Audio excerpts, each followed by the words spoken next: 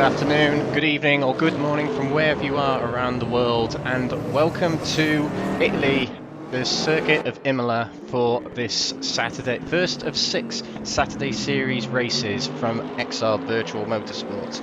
This is the Exiled Virtual Motorsports GT3s at Imola.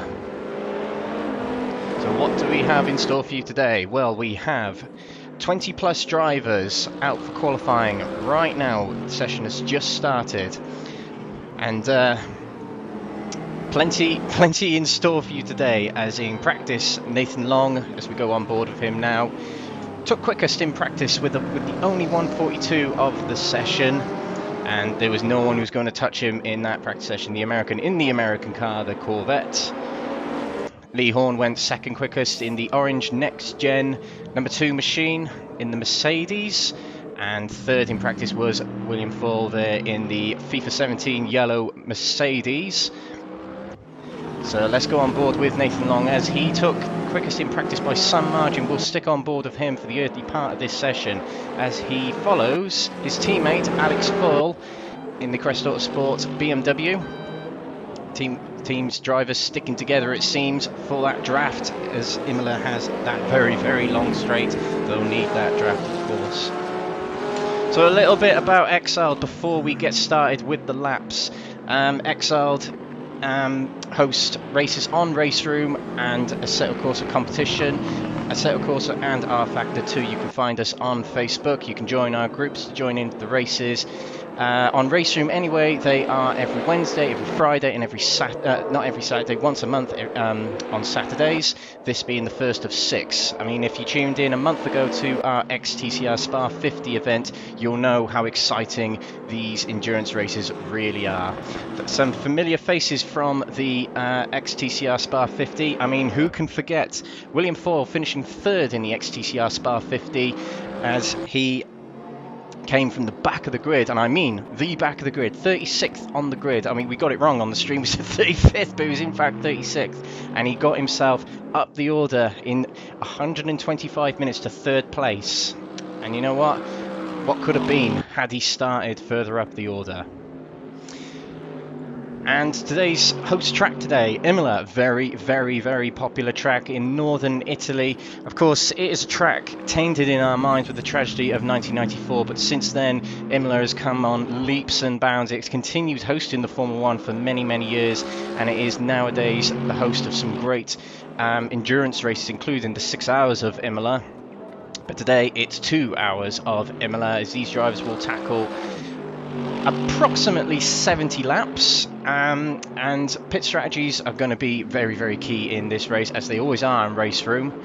But a little bit more about the track, Imola. We'll go on board with it, William Foyle, as he completes his 2nd lap, which he could put in a lap time. We'll see how he does. In fact, no, he'll be on his out lap right now. So as he comes down the start-finish stretch, he crosses the line in a few seconds' time. So the chicane at the end of this lap taken out, of course, as he comes down towards the Tamburello chicane. Braking from the edge of the wall on the left there. Brakes down to 2nd or 3rd gear. Hits the first curb. You don't want to cut these too much. Through the 3rd corner of Tamburello as he comes down the straight towards the Villeneuve section. Speeds of above 200 kilometers an hour on this section alone. Left, then right, as he heads up the hill towards Tosa. A little bit wide there, he caught a bit of the gravel there, he might lose grip going round Tosa, but it's a green sector so far. He's only 1.5 tenths off the pace of Nate Long at the moment. Not a bad lap so far from William Foyle as he comes up the hill again towards the Piratella. Down the hill, very tricky corner this one. It's one of those you think you can go faster through it, but you in fact need to take off more speed than you think, as he heads down to the Acque Minerale section, right into there. This was a chicane at one point in its development in the 90s, as he comes up towards one of the most famous but most difficult corners on the track, the Variante Alta. Right, hits the curb hard, then left. You don't want to run out too wide on this one. Good line, it seems, through there from Nate Long. He's 0.36 down from Nate Long at the moment. Not a bad lap. This will at the moment put him 2nd place, as long as he can keep the pace up in the 3rd sector as he comes down towards the Ravazza. Around the first left-hander, and And then the next left-hander, 2 second gear corners as he exits there. Now, this used to be a chicane here, the Variante Bassa, but it's not anymore. It's just one long straight as speeds can get up to nearly 300 kilometers per hour. And William puts in his time, 4/10 off the pace of Nate Long. He puts himself second place in qualifying at the moment. Not a bad time from William Fall at all. So let's go over to Mark Heyman, who's just about to finish his lap. He was third. He could go a little bit quicker. Let's find out. No, he doesn't. He does go quicker. He's 6/10 off the pace of Nate Long as he squeezes himself into third place. Thomas Jaeger is on a flyer as well. You can see green split in Sector 1. That means he is quicker than his personal best. Thomas Jaeger, current time, 3.5 seconds off the pace. So that is surprising from Thomas, as he won the XTCR Spa 50 test event. Not the actual event, but the test event. And he is high up in our current TCR season, which shows he has got great pace. Let's see if he can get himself up there. 3/10 beat down in Sector 1 at the moment. Not great, but you know, he will be there or thereabouts in the top 5 as it stands. As he finishes off the lap, Jürgen Madsby Pedersen, the only one out there in the P45, is out on a flyer at the moment as he comes down to the third sector. Let's stay on board for him. It's a little bit of a scruffy exit to the first corner of the Ravazza there as he comes out. Let's see how he gets on with this time. 4.5 seconds down in sector 2. Comes across the line, 6.9 off the pace. So that third sector mistake we saw was really costly. Jamie Dory is on a fast one as well, but we saw Thomas Jaeger, can't find him in the standings, there we go. He managed to get himself 7th place, just over 1.5 seconds off the pace. But Jamie Dory is on a fast lap as well as he comes down to the Ravazza. In the Corvette, of course. Not many of them out in the field at the moment. In fact, he might be the only Corvette out there. There's Nate Long in the Chevrolet. I suppose there's some family relations there, but Jamie Dory goes 5th quickest, 1.1 seconds off the pace. It's Nate Long who is dominating qualifying so far. However, there is a long way to go. Nate Long, as he comes up towards Toza right now, he's the only one in this session who has set a 1:42 at the moment. Brilliant stuff from the American, and of course he did pretty well in the Spa 50 as well. He got himself a top 10 place. Jeff Perkis is on a quick lap as well. He was on a quick lap. The next gen driver, he was going really well until that very final corner. He'd be disappointed about that. He's got plenty of time now. He'll head back out following Lee Horn. Sorry, not Lee Horn. That will be the other next gen driver in front of him, whoever it is. Let's see who else is out on a flyer at the moment. Lee Horn, in fact, is on a flyer at the moment. Only half a second down in Sector 2. Could this, if he gets a good Sector 3 here, could he get himself into second place above Mark Heyman in the Porsche? Let's find out. Alex Foyle is also on a quick lap time. We'll get to him in a minute. Lee Horn comes across the line. And he gets himself 4th place. He dropped a bit of time in Sector 3 there. Just ahead of his teammate Fraser Rostance. 4th place at the moment for the next gen driver. Jamie Dory is on a fast lap. Oh, held up. It seems that might have compromised his lap. Alex Foyle, we were going to cut to him, but he has in fact invalidated his time, so we'll see how he gets on later. Clearly he's got something in the tank ready for us. Melvin Garland, who took his first ever Exiled podium last night in these cars, in fact, on our Friday series. Big congratulations to him, one of the most improved drivers in Exiled, of course.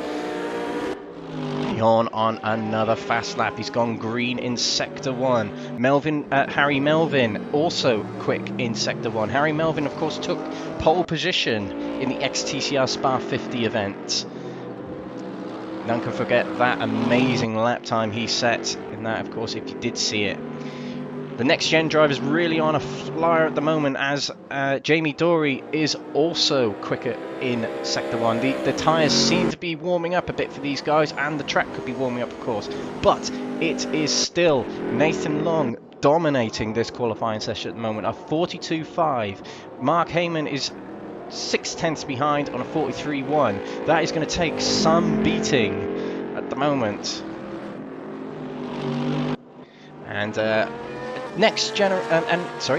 Exiled debut for Loic Guzman, the Frenchman, 22nd at the moment. He is faster than his personal best at the moment, 3.1 down in Sector 2. It's not a dent on the top half of the field at the moment, but let's see if he can get himself a few more positions on this lap. He might be able to get himself into the top 20 here.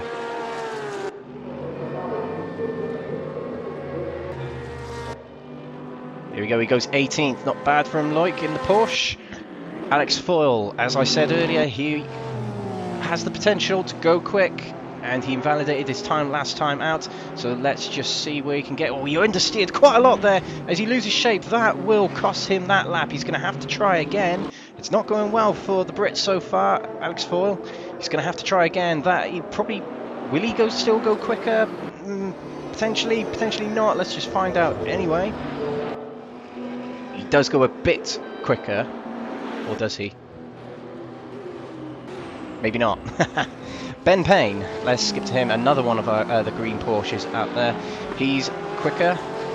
His personal best at the moment, 1.8 off in Sector 1. His original time is 3.4 off the pace, so this could end up getting him quite high up. Could he get himself a top 10? Let's see here.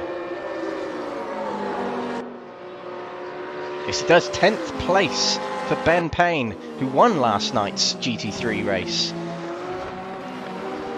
Nate Long, we skipped to him, and oh no, he's pulled off. He must have invalidated his time, but he had purple sectors. This guy can go even quicker. My word, what are we in for? But Nate Long, the only one doing 42s, has been broken. Here we have Lee Horn has broke that deadlock, and he's got himself a 42.8 to put himself second place at the moment. That's quite a solid lap from Lee. He might be quite happy with that and might stick with it. Loic Guzman, we return to him as he finishes off the lap. He's on a flyer as well. 2.8 down in Sector 2. 4.3 off on the lap before. 3.8 this time. He's gone a bit quicker, I believe. Unless it was invalidated. Alex Jacobson, 16th at the moment. He's on a flyer as well. His original lap, 3 seconds off. 1.9 off in Sector 2. So he might not improve this time, as the other sectors tell, but we'll see. Could he have a good exit from the last corner here? Gets on most of that inside. Not running the car out too wide there. Puts himself 13th. That was a good final sector from Jacobson there. Fraser Rostance also on the flyer. Less than a second down after 2 splits. However, he is 9/10 off the pace in qualifying at the moment, which means he might not go quicker here. But Jeff Purkis, we were watching him earlier, he spun on the final corner on a flying lap earlier. Let's see if he can improve his time. He's 1.2 down on his personal best so far, but only nearly 2/10 down on Sector 1. That's quite a good opening sector, which has quite a lot of heavy braking. So there's a lot of time to be lost, and he runs wide there. That might have invalidated his lap. Jeff not getting the luck he needs at the moment. So we'll skip over to Harry Melvin, who's finishing off like his lap here. The pole sitter at TCR Spa 50 a month ago. 12th. He puts himself 8th. Good stuff from Harry Melvin there. Only a second off the pace. Peter Jacob, we haven't actually mentioned much of him at the moment. The Audi driver, down in 17th at the moment. Let's see if he can go quicker. His personal best 3 seconds off the pace. Let's see if he can get himself up the order a little bit. If he improves his time, well, quite significant. If he improves his time by about 7/10, he can get himself into 12th, which will make a huge difference. Of course, it's a long race, but being further back on the grid is not something we all want. But 15th, I wasn't too far away. If he pushed a little bit hard, he could probably get himself up to 13th or even 12th here. So we'll keep an eye on Jacob. Could be something left in the tank for him there. William Foyle finishes off Sector 2 just then. He is I think he's going quicker. Yes, he is. 6/10 down on his PB, and he's just over 3/10 slower on as of Sector 2. There's not many corners on this final split. It's all about speed and exiting these corners well enough to get a good run onto this long straight. So let's see what William Foyle can do. Of course, hopefully there'll be no bad luck for the Foyles this time, as the house tripped last time out in Spa 50. And he does go quicker. He had a brilliant third sector there.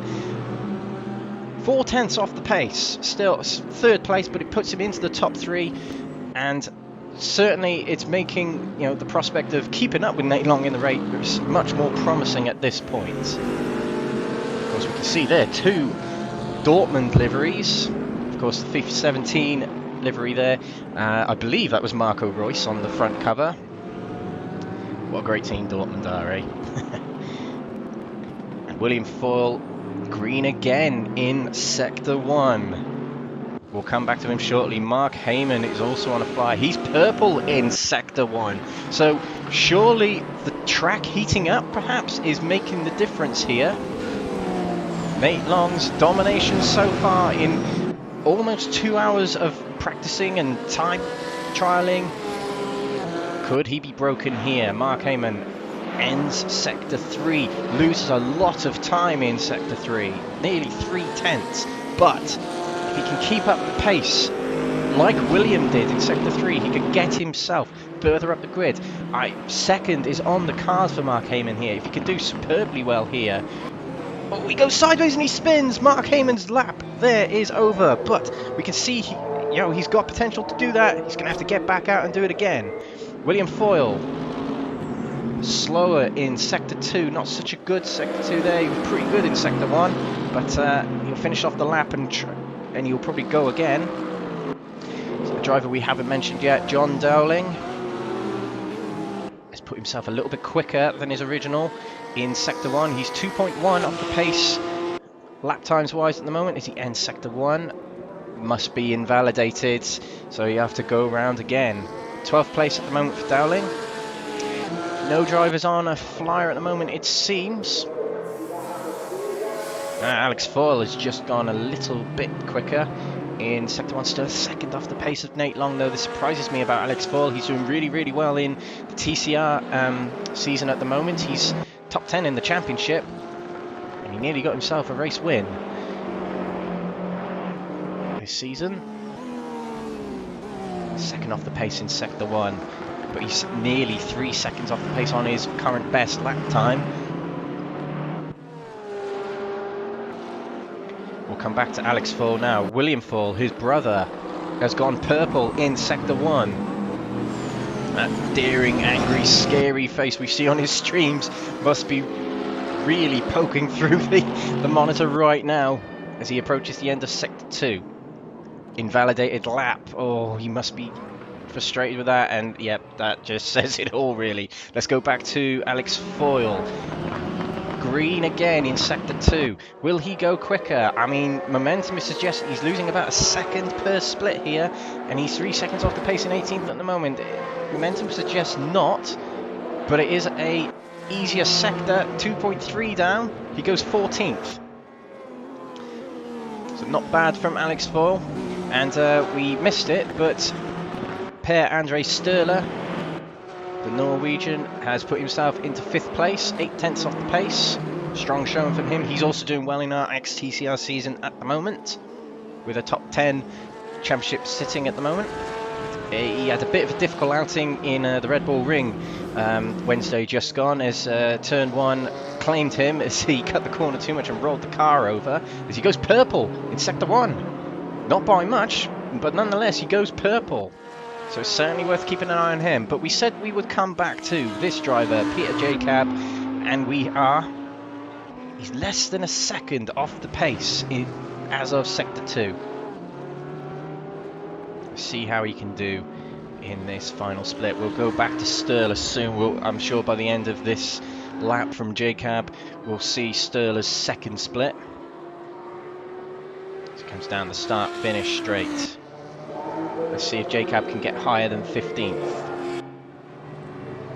He does. He goes 11th, just getting in front of Fanti in the 12th. Not quite near 10th at the moment. So, Sturla.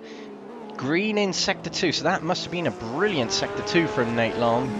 In fact, it is. I've only seen one purple from another driver so far. That was Mark Heyman.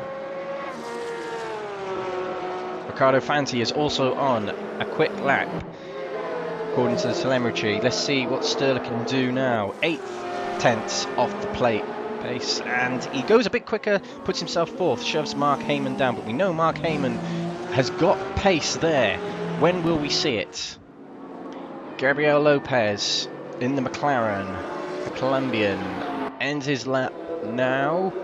Let's see, he's last at the moment in 25th. Let's see if he can improve it. He doesn't. He stays in 25th. Not far behind Ben Sisko, but stays there nonetheless. Jeff Perkis, of course, ended his lap earlier in the session. Let's see if he can get the last corner right. Yes, he does. Fantastic from Jeff. So let's see if he can get himself higher up the order. 10th at the moment from Jeff, who's also, I know it seems everyone's doing well in TCR at the moment, but he is doing really well in TCR at the moment. He goes 9th, puts himself ahead of Tamas Jaeger. Alright, who else is on a flyer? Ricardo Fanti, as we said, as he approaches Sector 2. Invalidated lap, unfortunately. Harry Melvin, a lot of traffic in front of him, but he's going quicker in Sector 1. Comes down the hill. Oh, this is not good. This car's in front holding the way. He's not going to go quicker here. Oh dear, they won't be happy about that, these drivers. McLaren, I think that was Lopez just holding them up. Of him there, pulling him along, but he has gone slower. He'll have to try another lap, but that's unfortunate from Harry. In 8th place at the moment. Jeff Perkis, purple sector, Sector 1. So impressive stuff from Jeff, next gen driver. Sector 2. Oh no! Oh, ow! Oh dear, pushing a bit too hard through the Variante outer there, but that lap's over. There's certainly something Jeff Perkis wants to show us, but it's just not appearing at the moment. He's got time to do it again. Just needs to keep it clean. Will Foyle, could be going quicker. Let's see. He's got green splits at the moment, but Sector 3 needs to be good. I believe he didn't improve his time there. Nope, he didn't. Half a second off the pace. He's going to have to try again, but he's got a BMW in front of him. Not sure which BMW it is. It might have been Chris Wong, actually, in front of him, pulling him along. But Harry Melvin trying again, it seems, purple in Sector 1. Now, will we see what we saw in Spa 1 month ago from Harry Melvin? A blistering pole-setting lap. A hot lap specialist, it seems, hitting a huge amount of the curb. This is looking good from Harry Melvin at the moment in the Haribo Mercedes AMG Sector 2. Green, but he's not far off the pace. Nice and clean through the outer then. Let's see how he will do on this lap. It certainly looks like he's going to improve from 8th place at the moment. The youngster of the Next Gen Racing team. Lots of drivers from Next Gen here today. There's Jamie Dory, Fraser Rostant, Lee Horn. Many. So let's see. Comes out of the final corner, onto the start-finish straight. Harry Melvin, 8th place currently, 1 second off the pace. Good Sector 1, good Sector 2, good Sector 3 as Harry Melvin. Did he improve his time? I don't think he did, actually. Well, I'm not sure what happened there. It said to me he was going quicker, but something's happened there. Never mind, Harry Melvin stays 8th place. All that excitement for nothing. Alex Foyle. Let's see what he can do. A little bit quicker in Sector 1 than he has been. Much better from the Brit. Crest Autosport comes through the outer. It's an invalidated lap. Something is putting him off in Sector 2. Frustrating for him at the moment. Fraser Rostons, someone we haven't checked out yet. Someone goes off and Tozer there. Hopefully that didn't hold up Fraser Rostons too much. He's 2.5 tenths down in Sector 1. Let's see if he can maintain a good pace there. 8 tenths down overall on his personal best. Not many drivers so far on a fast lap at the moment. It's just Fraser, Alexander Jacobsen and Gabriel Lopez.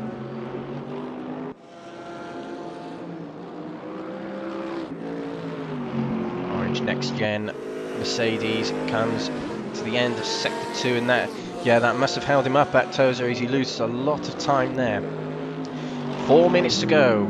These drivers can probably get in 2 more laps, and this will be the time where Fraser needs to get back out there and set these laps. There's a lot of drivers sitting in the pits. There's a lot of drivers out getting ready for the lap as Nate Long takes a lot of that inside there.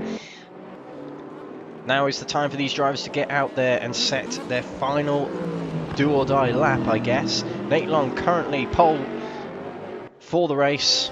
Quite an important place to be as these cars are very, very difficult to handle. Cold tyres in the early part of the race when there's traffic all around you. You're worried about the tyres, you're worried about the race result, you're worried about your track position as Nate Long slows up. Did go quicker in Sector 2. I guess he's preparing that final blast of a lap coming up in these final 3 minutes of the session. I'm quite surprised Nate did that. Maybe the car in front was just too close to him and he felt, he must be feeling confident, because if he can do that again, wow, that will probably secure his pole position for this race. As he comes across the line to start what will probably be his final flying lap of the session. We'll come back to him shortly. Ben Payne is about to finish a lap, 1 second down in Sector 2. He moves himself up to 12th place. Good stuff from Ben Payne, who won last night's GT3 Exiled race.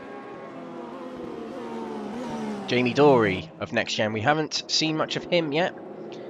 Going quick in that flame livery Corvette. Beautiful sounding car. As he comes through turn 3. Sector 1 wasn't much to go by, but Sector 2 he did improve on his original. Let's see how he'll do. Puts himself 6th place ahead of his teammate Fraser Rostons. So it's a very next-gen happy top 8 at the moment, with Harry Melvin, Rostons, Dory and of course Lee Horn up there. But we're going to go to Ben Cisco, down in 24th at the moment. He's going very, very quick indeed. I did see Nate Long did do a better Sector 1, but he must have invalidated this time because he's reset and gone back to the pits. So we will not see Nate Long going quicker. I do not see anyone else close to him on a flyer at the moment. It is just Ben Cisco, Pedersen, Gabriel Payne on a flyer at the moment. Lucas Jareski has just finished Sector 2 and has just finished his chance of a better lap time. He resets and goes back to the pits. Gabriel Payne, late to the party, but he hasn't set a lap time yet. Let's see how he'll get on here. No time yet so far. That was probably invalidated. Here he is in the Nissan GTR, I believe. Oh, there we go. Qualifying is over. I've got to keep an eye on that timer there, but qualifying is over. Nate Long takes pole position by 0.3 of a second ahead of Lee Horn, the next-gen driver in the Mercedes. William Foyle, 3rd place, is where he finished in TCR Spa 50, but it's where he'll start today in the GT3 race at Imola. Sturler 4th with Mark Heyman in 5th. Jamie Dory of Next Gen in 6th with his teammate Rostons behind and his other teammate Melvin behind in 8th.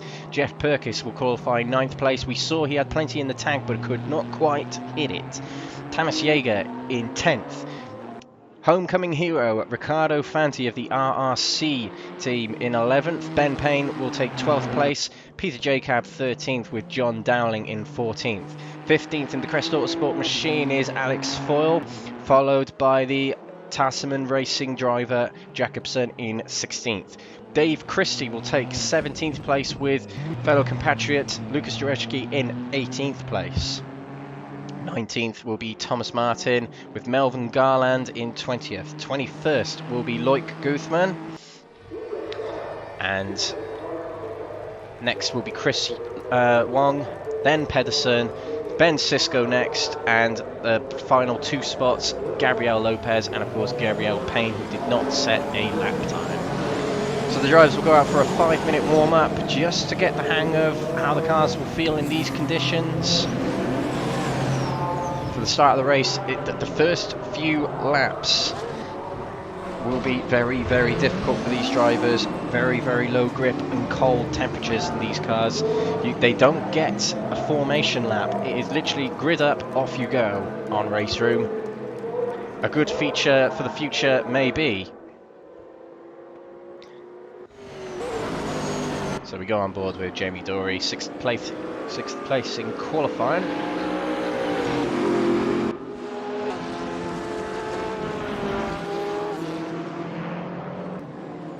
So what to expect from this race? Well, we'll definitely have less pit stops in this race, as these cars do last a bit longer fuel-wise, and tyre wear is not quite as severe in this race as it was the last one.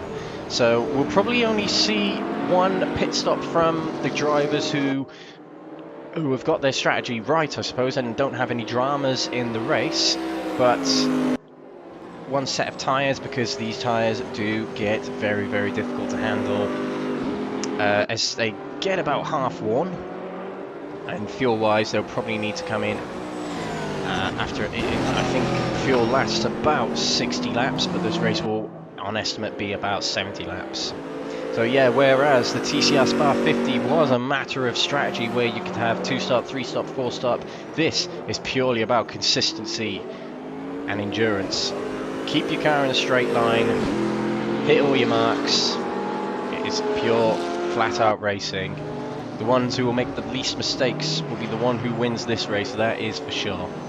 3 minutes to go in warm-up. These drivers can get 1 full lap to see what they can do, as Nate Long takes his victory lap from qualifying just to warm up a little bit. Some drivers choose not to go out for a warm-up. They'd rather keep the adrenaline of qualifying to themselves into the race. Lee Horn was out on the track. He seems to have stopped. He's waiting for a teammate, it seems. But let's have a look at some new drivers to the Exiled community.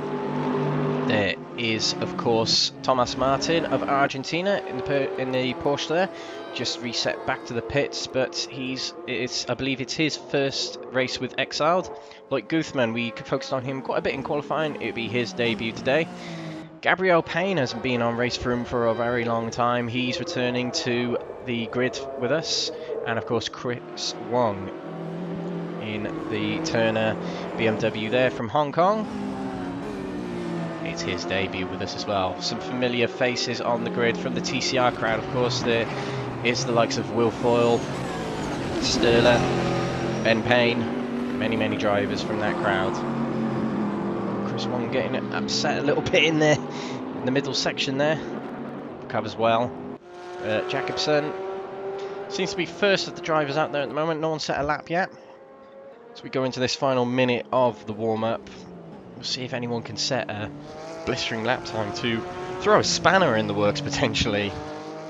But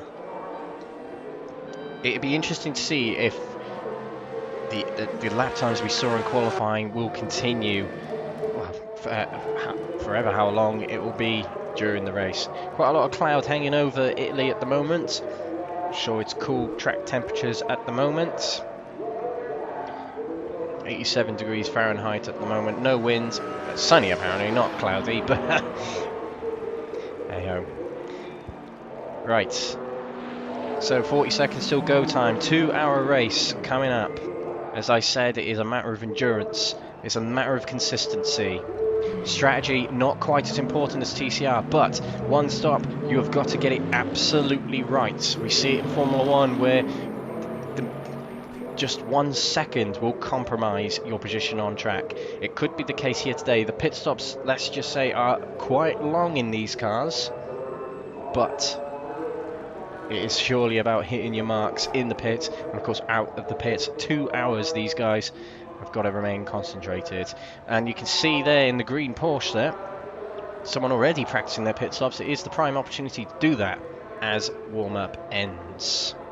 We'll advance to the race session very, very soon.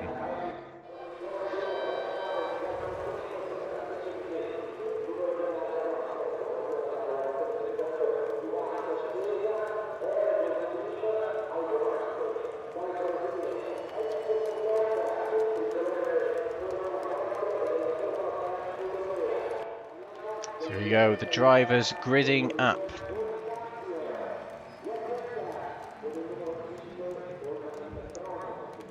Nate Long on pole, Lee Horn in third, William Foyle in third place. We'll see who gets the best start to this race coming up very soon. Here it is, the Exiled Virtual Motorsports Saturday Series GT3 at Imola.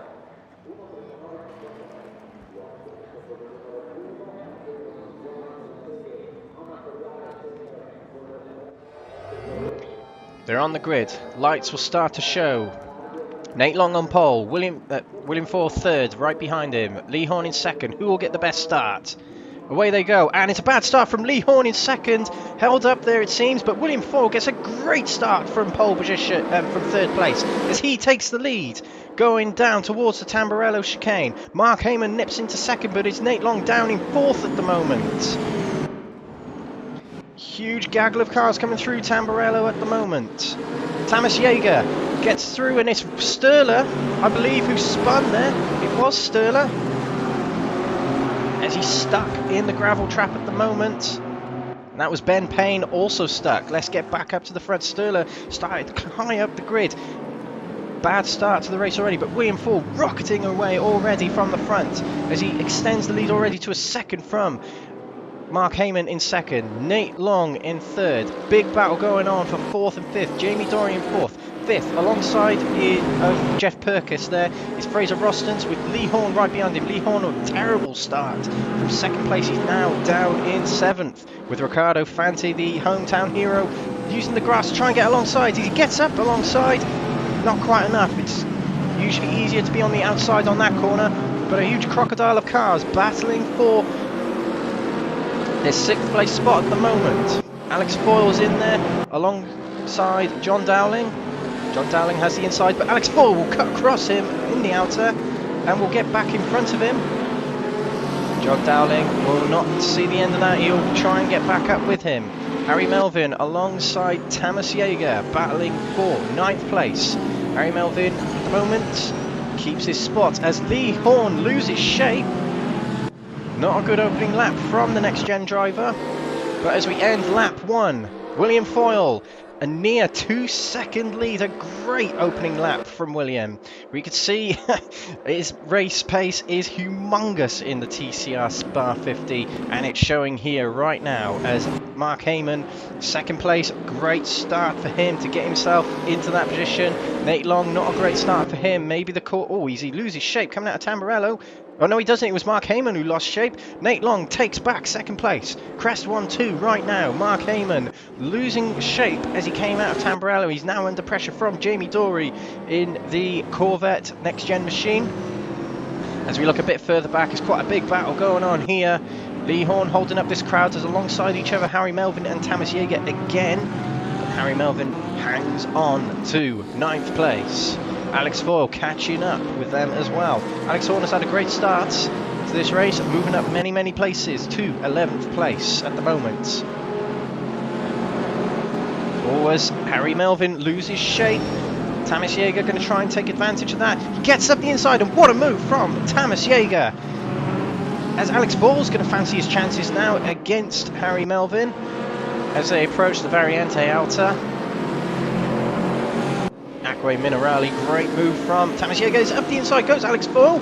daring move, but he's made it, and I don't think he's going to slow down either. That was a brilliant move from Alex Foyle to get himself into the top 10 in this second lap. As we focus on Jamie Dory, he is gaining on Mark Heyman. As Nate Long, he only overtook Mark Heyman towards the start of this lap. He's already extended that lead to a huge 1 second already, as Jamie Dory fancies his chances now, going down into Tamburello. He's got the upper hand of speed. Mark Heyman is not going to battle him too much. He lets him go. Jamie Dory now gets himself into the top 3. His eyes are going to be set on trying to catch Nate Long now. So we look at Dave Christie looking for a move on John Dowling, but takes it easy. Going to fancy his chances later, but Dave Christie started quite far down the order. He's moved himself up to 12th at the moment. Good start from the Scotsman there. Lee Horn right behind Riccardo Fanti. He's going to try Tozer for the move. On the outside at the moment, Thomas Jaeger is taking a look as well. Lee Horn's got to be very careful the Hungarian doesn't take a dive on him, but Alex Foyle fancies his chances as well. Alex is having a dream start to this race. But the pack ahead are getting away from these guys. In front of Riccardo Fanti is Fraser Rostons, who is stretching away a little bit, trying to close down Jeff Perkis. As we look back at Mark Heyman, he's still fairly close to Jamie Dory as they come towards Variante Alta. Again, we're going to look back at this battle for 7th place. Very close between these 4 at the moment. No moves made by Alex Foyle this time into the outer chicane. As they come down to the final 2 corners of the track, the Ravazza. Riccardo Fanti very much holding things up at the moment. Lee Horn will be thinking, I need to get past this guy and start to work on catching the guys up ahead. Lee Horn took a look. I don't know if that was defensive or offensive, but Thomas Jaeger might be losing patience here. He's going to want to get past Lee Horn, or Lee Horn to pass Riccardo Fanti, as Lee Horn sets that up, gets back into the slipstream, as we see a slowdown from John Dowling. Long way down. He must have been in the chicane that was caused, but back at the front here, Lee Horn doesn't go for the move on Fanti. Jaeger behind must be thinking, come on Lee, let's get a move on. Exit Tamburello, brilliant holding so far from Riccardo Fanti. Goes to defend, coming up towards Villeneuve. Lee Horn holds the inside, backs out a little bit, but Thomas Jaeger, Thomas Jaeger hits the rear a little bit, but loses momentum. That very much backfired on Jaeger, as Alex Foyle took 9th place, and he now takes 8th place from Lee Horn. Will he keep it up? It was a bit of a bad exit from Alex Foyle, as Lee Horn takes back the position, but Alex Foyle is not messing around at the moment. He wants to get further up as quick as he can to try and catch up, I guess, with the top 2 drivers, fellow teammates, of course, Nate Long and William Foyle. Very much on their own at the moment. That's all they need to do at the moment. Teammates, of course, all they need to do is just work together on staying ahead of these guys. Back at the battle, here goes Lee Horn for a move on Riccardo Fanti. Can't quite make it move. He's just keeping the car safe at the moment.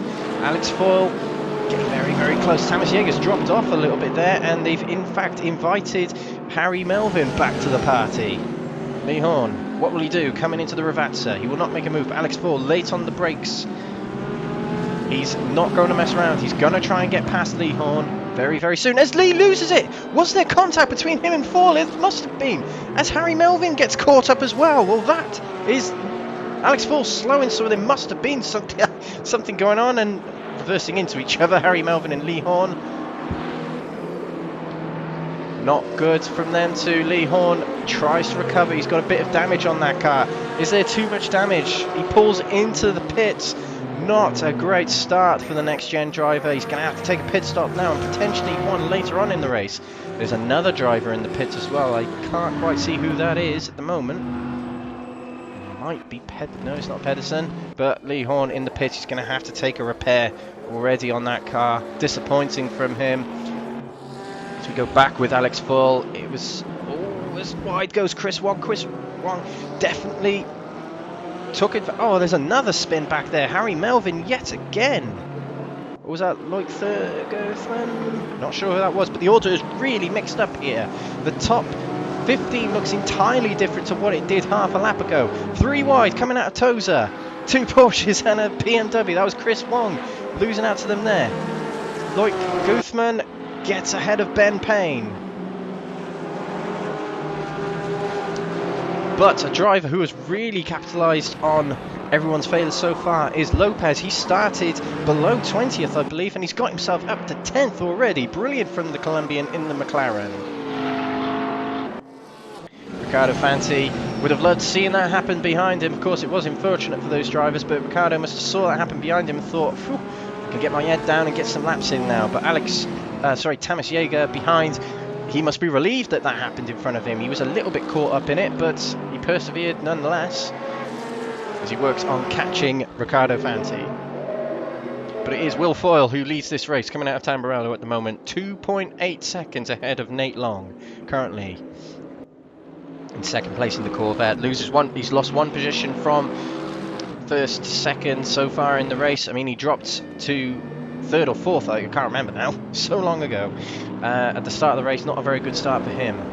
But Jamie Dory, oh, there was contact between Jamie Dory and Mark Heyman there. As Jamie goes off, Mark Heyman, well, takes place from him, but Jeff Perkins is the one who capitalised most on that, as he gained 2 places to 3rd place. Jeff does. Not entirely sure what happened there, but Jamie lost shape coming out of Villeneuve. Contact or not, I'm not entirely sure, but he loses down to 5th place now. He was looking very good for in 3rd place. And I did see that Mark Heyman was catching him. Jeff Perkins got himself up to 3rd place. I mean, he started just inside the top 10. He is someone who's really just stayed out of trouble so far and just gained positions through, well, almost by default. Now Sturla, Per-Andre Sturla spun on the first lap and dropped to almost last place. He's now got himself up to 10th place already. Brilliant from the Norwegian, as behind him Gabriel Lopez just loses the top 10, and we were mentioning him in a minute ago, but Sturla has taken that position from him. Mark Heyman looking to get back at Jeff Perkins. Nearly got around Jamie Dory for 3rd place, but he gets around him, but to concede 3rd place again to Jeff Perkins. He gains on him rapidly down this straight here. Not close enough to make a move just yet. Very close between these 3 at the moment. Jamie Dory will be looking for revenge on both Jeff Perkins and Mark Heyman to get back that 3rd place he had. 11 minutes gone in the race so far. Long way to go for these guys. But yet they're still fighting for track position. Elsewhere on the track, Dereshki, I'm not sure if that's out of the race, or I believe that is out of the race at the moment, and Harry Melvin has retired from the race as well. Shame for them 2 drivers. Harry Melvin was looking good in the top 10 until that incident with Lee Horn happened. He was very much a passenger in that. Shame for the youngster of Next Gen. But another Next Gen driver battles on in Jamie Dory, 5th place at the moment. It's going to be very difficult for him to catch Mark Heyman, the current Audi TT Exiled champion. Season just finished. He won that, his first Exiled championship. He's scored himself many top 3s in the Exiled championships, but that is the most recent one, and he won it. All credit was credit's due. Will he get himself a good race result here today? Starting to split up a little bit. They were a little bit closer on the last lap through. Jeff Perkins very much doing well to... That doesn't look quite right from Mark Heyman there, so we'll come back to that shortly. It might just be a connection issue. Now there we go, he's back now. That was a bit of a strange ping issue from Mark Heyman. Elsewhere on the track, Thomas Martin there, battling for the top 20 with Gabriel Payne on his return to Exiled in the Nissan GTR.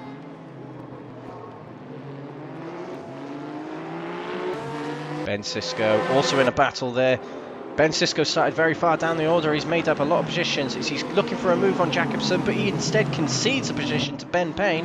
Whether he was meant to concede that, I'm not sure. But Blancpain looking straight ahead towards Jacobson to gain more and more places. Gabriel Lopez, something has happened to him there. He's facing the wall. Must have been a spin. Is that? I think that is Villeneuve he's at there. He was doing so well. He managed to get himself in the top 10 at one point, but he's just losing positions here. A mistake coming out of Villeneuve. Unfortunate for the Colombian there.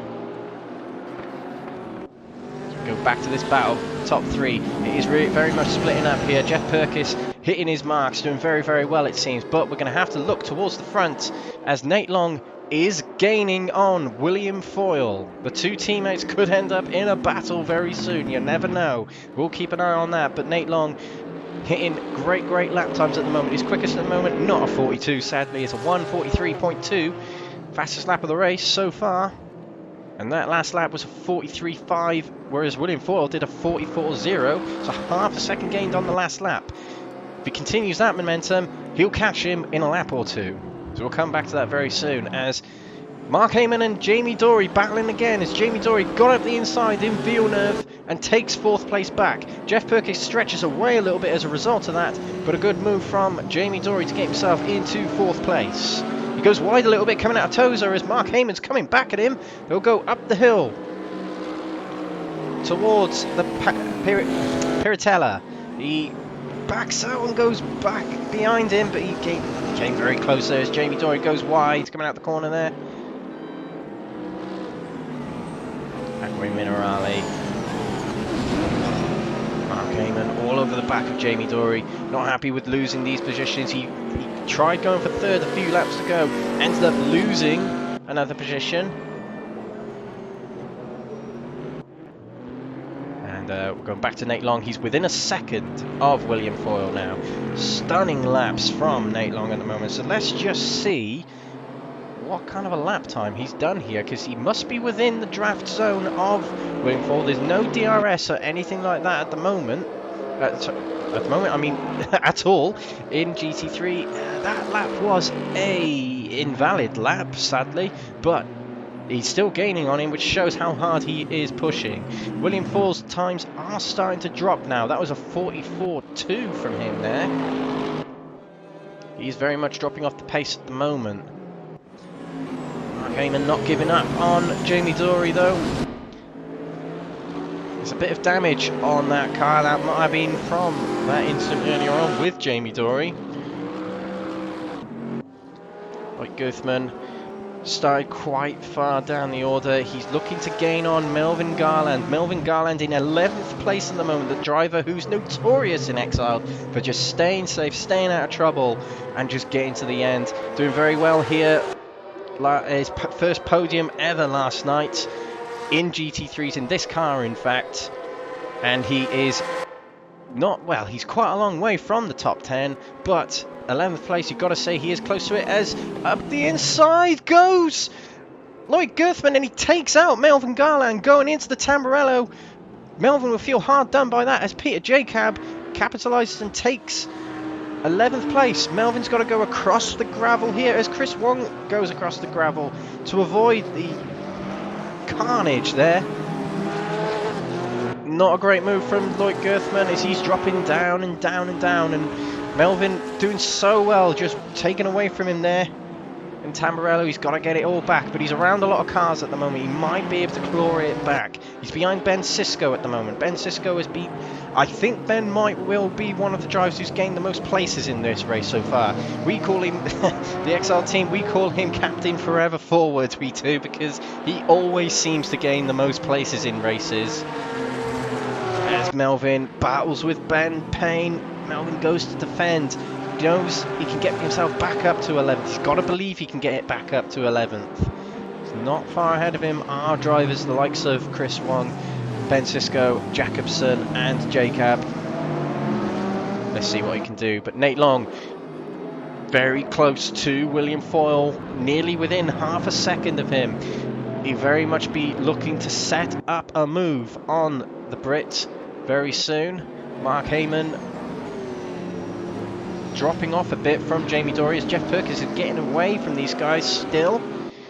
Let's look at Lee Horn. He's battling with the Nissan GTR there of Gabriel Payne. He's going to look to the outside as they come down to the Aqua Minerale. He makes the move. Payne's not going to battle with him too much in that corner. Lee Horn starting his comeback here. Dave Christie, very good friend of mine from the iRacing days. Oh, is he? Oh dear, he cut the corner too much, hits the wall and loses balance. Camber Media Racing's driver was looking for a move on the loss of momentum from Lloyd Gerthman of that disappointing lap, and he's going to have to do all that work again. He just cut the corner a little bit too much. Strangest corner to lose it on, but nonetheless he did. Nate Long coming out the final corner. He lost a bit of time from William Fall there, it seems. A good lap from Will there. Yeah, Will's got himself back into the 43.8. Yeah, that's only 0.3 off of Williams' best time so far in the race. So regain concentration and coming back to get away from the American. Other battles going on. Ben Payne looking to gain on Ben Sisko. He's got past Melvin Garland. Ben Payne won last night's GT3 race, of course.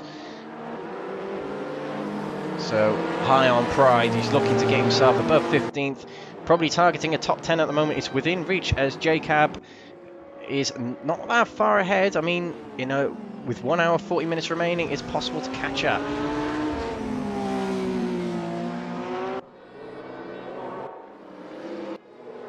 Elsewhere on track, Jacobson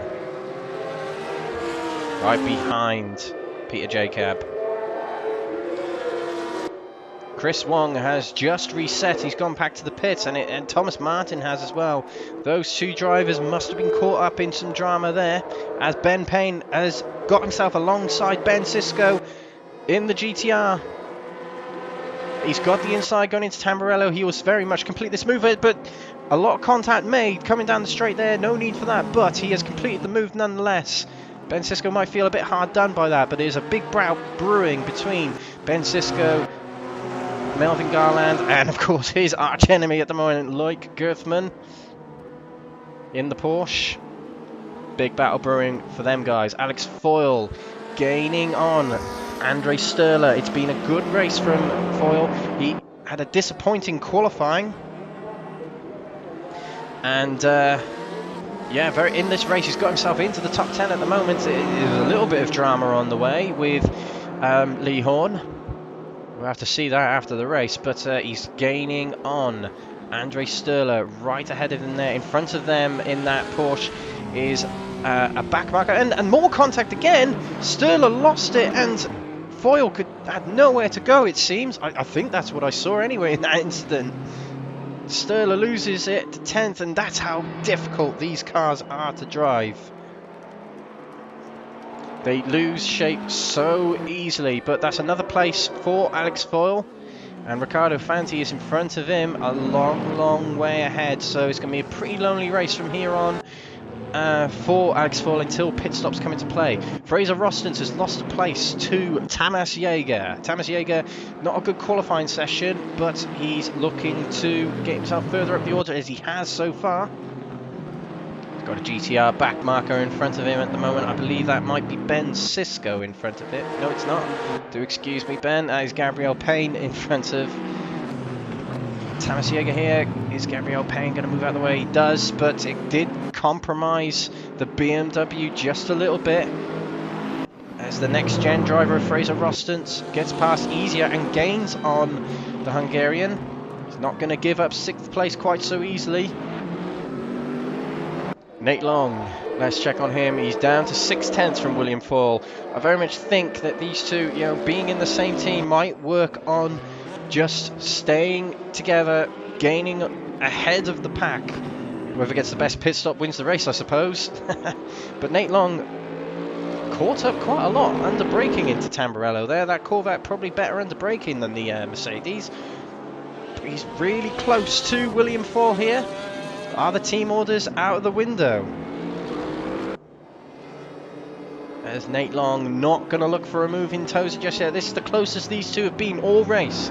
They're 12 seconds ahead of third place Jamie Dory, so there's nothing to worry about for them at the moment. As they come up to the top of the hill, highest point on the track. Come down the hill towards the Aqua Minerale. Will Ford goes to defend. Either that, he's trying to get more speed out of the top corner there. Nate Long using all the road and more again. These two are definitely battling. There's no mercy between these two despite being in the same team. Through the outer, William Ford seemed to be in better shape going across that corner there. I mean, the Corvette, sorry, not the Corvette, the Chevrolet, very much a lower car, and aerodynamically it might not be able to get across those curves quite as good as the Mercedes. But boy, does that Mercedes look good in its yellow livery. Very similar to the Renault Formula 1 livery, I guess. Worth checking on these two later on, as Lloyd Gerthman got past Melvin Garland and is gaining on Ben Sisko very quickly here. Let's see if anything escalates between these two. We'll come back to this very shortly, as Nate Long gaining again in Tamburello. We've got to keep an eye on both battles here, as they're catching up with the P45 of Mats B. Pedersen. Now, will this be something that costs the lead for William Fall? He'll have his eyes on that green P45 in front. That's not a phrase, P45, that people like to hear. Flashes his lights. Get out of my way, Jurgen. I've got somebody trying to battle me behind. Now, of course, the blue flag rule is, most people think it's get out the way, which, oh, he did. But, yeah, that was very close for Wilford, flashing his lights frantically at the Danish driver. He does get out the way eventually. It was very alarming. Wilford, head down now. He's got Nate Long hot on his heels. It's a long race, he's got to remember that. We're not even a quarter of the way through. Smoke up ahead. Can't lose shape there, might have been. But nothing to see so far. Nate Long dropped a bit coming out of the outer there. The Merc's definitely better through the outer, but under braking, Nate Long is dominating William Fall. So let's see how much Nate could gain on William Fall now through the start-finish straight. I mean, William had a much better Sector 3 then. I mean, if Nate Long is quicker in this early part of the lap than William, I suppose the optimal move for him would be in Tozer, but it means he's got to get Tamburello absolutely right. Not bad from Nate Long so far. Villeneuve is next, and he's got to get that right. Will he set up a move going into Tozer? He's getting closer and closer, 2/10 away from him. Through Villeneuve 2, up towards Tozer.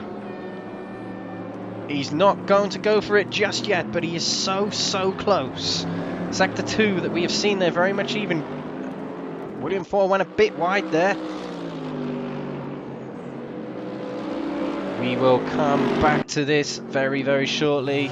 Lloyd Gerthman, Melvin Garland were in a battle, but Lloyd Gerthman is still looking for that move on Ben Sisko as he goes to the outside, approaching the Variante outer. Will he get past him? Contact made under braking. Ben Sisko not giving much room to the Frenchman. Side by side through the outer. Not the best place to be side by side, but Ben Sisko keeps the position. Good battling from these two at the moment, but they're losing sight from Jakobsen in front of them as he breaks into the Ravazza down the hill. Ben Sisko is just defending from the Frenchman of Lloyd Gerthman. Melvin Garland will be catching these two. He'll be seeing this thinking, I want a piece of this at the moment. Let's see if these two make a mistake though. As they come down the start-finish straight, Nate Long isn't making the move just yet. They're not far behind these two, in fact. But Lloyd Gerthman very close to the Jamaican in the GTR. Will he make the move into Tamburello? Later on the brakes is the GTR. So he hangs on to the position for now. Melvin Garland just cruising through Tamburello. He knows he'll catch them if they start battling.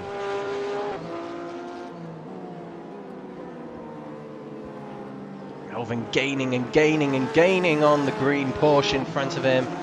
And Ben Sisko goes wide, catches the gravel there. He's going to lose shape going into Tozer as the green Porsche looks for it.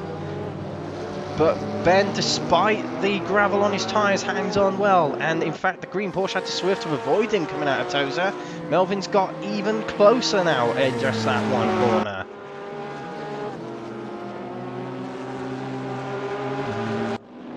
Nate Long dropped a bit from William Fall.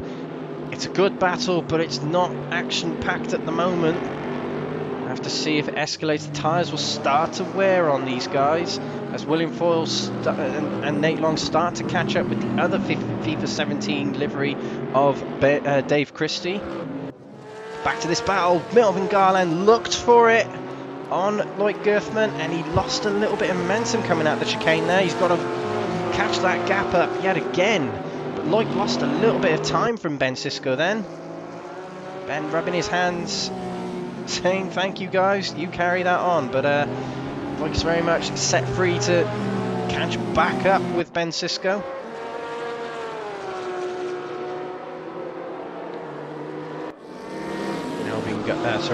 Jeff Perkis. This is all swapped around in the top three here. This must have happened very, very recently as Jeff has dropped to 5th place. Jamie Dory's back into 3rd.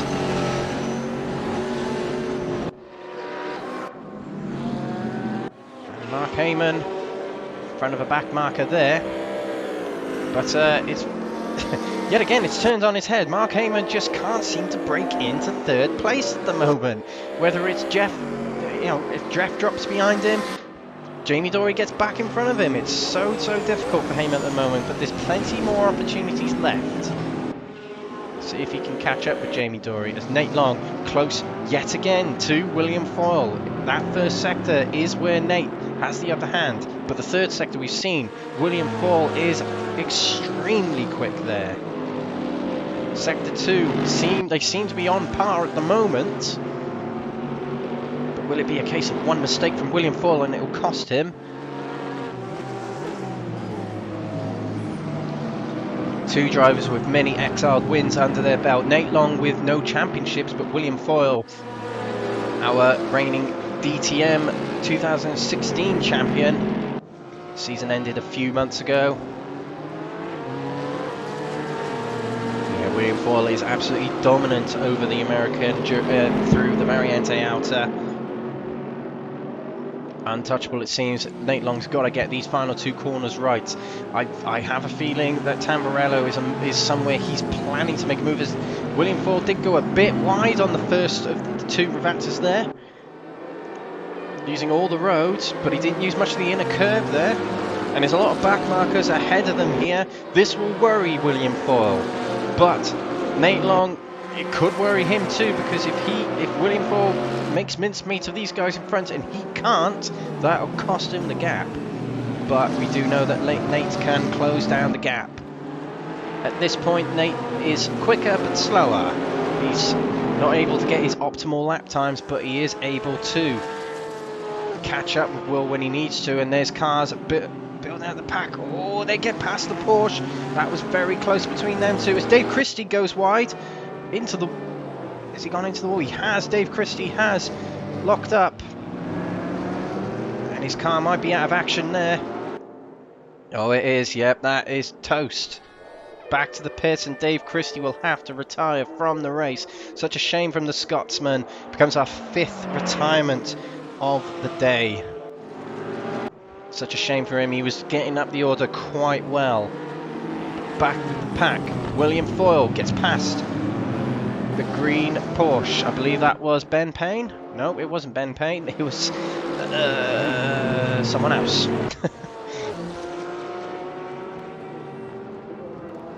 And Nate Long lost the gap. I think that was Ben Sisko. Oh, and Ben Sisko blocking Lloyd Gerthman coming out of the outer. He did not want him having that position. Lloyd goes for the move and he nips up the inside. I believe that might have been Ben. He's got two aliases. Let him pass. Lloyd realising he'd done wrong. But Melvin Garland is has again caught up with these guys. Let's see if Ben will continue the battle. Despite letting past Girthman, he moves towards the inside, side by side, lots of door rubbing between these two. That's not ideal in the GT world. Touring cars may be, but not in GT. But Ben Sisko gets back in front, having let past Lloyd Girthman. Melvin Garland still close, but not quite making moves yet. Back at the front, William Foyle has moved away from Nate Long a little bit as Jeff Purkis quite gaining on Mark Heyman. There is a car in between them in Lee Horn. Lee Horn is quick. Lee Horn will be, well, he'll be trying to protect these guys, protect Jamie Dory from these guys, who is up the road ahead about 3 seconds in front. 2 seconds in front. So, yep, Jeff Purkis flashing his lights at Lee Horn saying get out of my way, but will he do it? Will he do it? Yes, he will. He moved to the outside to let Jeff through. But Lee can latch on to the back of Jeff here and try and follow him round. Back to this battle. Melvin trying to make moves on Lloyd Girthman.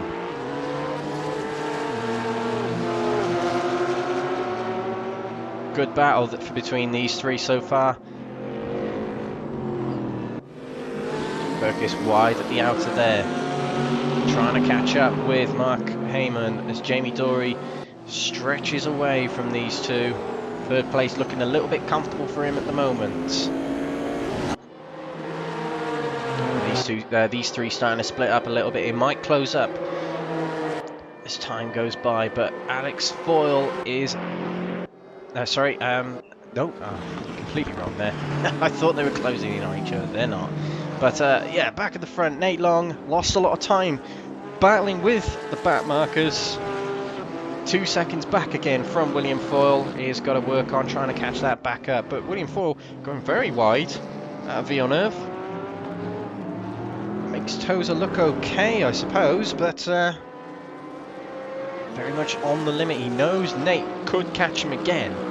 He's got to stay hot on his heels. Melvin Garland gets inside of Lloyd Girthman as Ben Sisko has dropped off. I'm not entirely sure what's happened to him there, but Melvin Garland is about to gain 2 positions in 1 lap here. He makes his way past the Frenchman of Lloyd Girthman into 14th place. Brilliant stuff from Melvin there.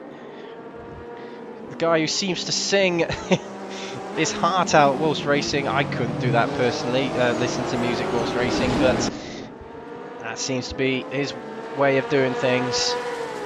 But whatever he's listening to right now is working, as he gets himself into 14th place. Strong placing at the moment for Melvin.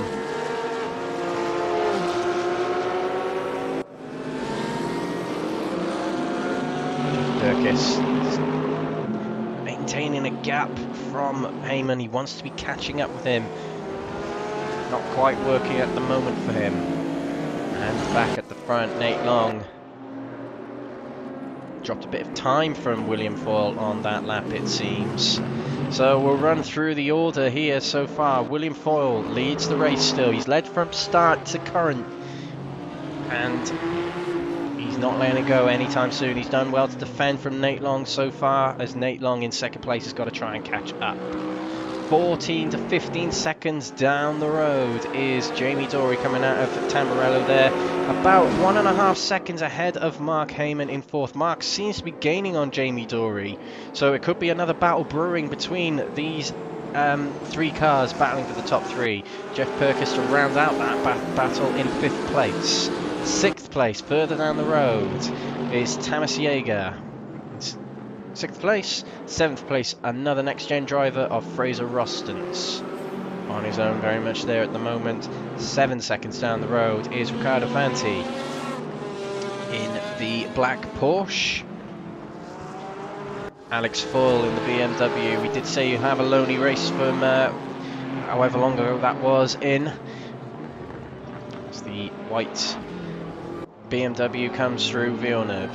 Rounding out the top 10 will be Per-Andre Sturla, the Norwegian. Blancpain in 11th place, finishing his lap here. He's had many battles in this race, but at the moment he's out on his own. Peter Jacob in 12th place. 13th place, Alexander Jacobsen. Melvin Garland seems to be the star of the show at the moment. He's stretching away from Lloyd Gerthman behind him in 15th place. 16th place is Lee Horn. He is gaining on Lloyd Gerthman. He's only 3.2 behind him. Another position could be coming up for Lee as he continues his comeback. Ben Sisko looking very much down on pace there. Something happened to him a few laps ago, and he's down in 17th place. John Dowling in 18th place. We haven't seen much of him today. Bit of a lonely race for him at the moment. Nissan GTR as Audi spins just behind him now. I believe that was Peter Jacob, and he spins again. That might be race over for Jacob. He just couldn't seem to get it back going. Car still running. There's a big field behind him.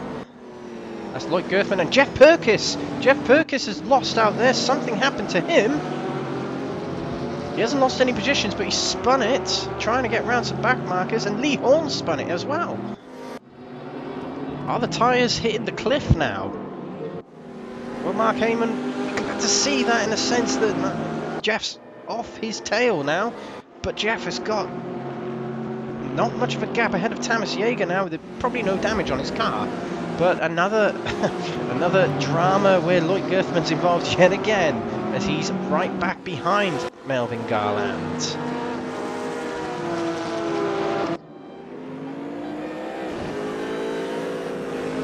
Alexander Jacobsen just in front of them. There's Peter Jacob right in front of him. A lot of these gaps just outside the top 10 starting to close up a little bit. Jacob, front bumper missing. His aerodynamics must not be helping him currently. Is he going to put it in the pits now? Yes, he will. Peter Jacob will take it to the pits. Probably too much damage to continue. Yeah, but he's struggling to suspension damage as well. Probably struggling to build to that car. He has got a lot of damage on the car. It's showing on the telemetry. It's a lot of aero damage, no suspension damage, thankfully. Well, that's what it's telling me anyway. But takes to his pit spot, and I assume he's opting for repairs. Gabriel Payne spun it at Tozer just then. Peter Jacob sitting in the pits waiting for those repairs. So back at the front, Nate Long, 1.5 seconds behind William Foyle, so he's still catching William Foyle even on rotten rubber. Fastest man on track at the moment is him, but currently even times between him and William Foyle. William Foyle having to push really hard to stay out front here. No driver wants to be flat out for 2 hours, or do they? I could be wrong there. As Thomas Jaeger is gaining on Jeff Purkis for many laps. This would be the best opportunity Thomas has seen. He'd be looking to gain on Jeff Purkis. Jeff very much struggling to keep shape of that car. He ran wide coming out of the Variante out of there.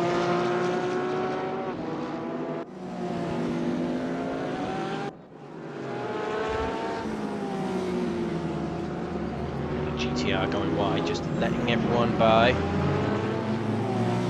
I believe that was Gabriel Payne. Jacob, can he gain on Jeff Purkis?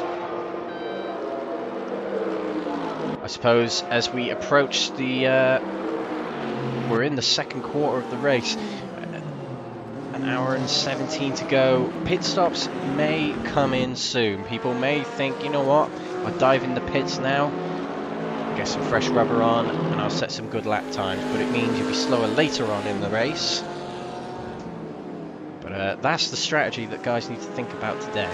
So do they go for the regular halfway in pit, or do they go on for longer and get fresher rubber for the end of the race, or do they come in earlier for fresher rubber initially to try and get past an opponent, perhaps then struggling to catch, or opponents they're struggling to catch, and will try and get the jump on them that way. It could be what Nate Long is thinking right now, as he struggled to pass William Fall, but with a lot of with fresh rubber on, I mean, Nate Long has only lost half a second from his personal best so far. Could he be thinking that? Getting into the pits before the tyres drop off the cliff, as it's foretold, and getting the jump. And they're both setting quick lap times. Will Foyle is still setting near personal best. He got a 43.5 then, and his personal best is a 43.5. Not quite the fastest lap he has done, but it's not far off anyway. And Nate Long just a little bit quicker by a tenth. In fact, 43.4 on that previous lap.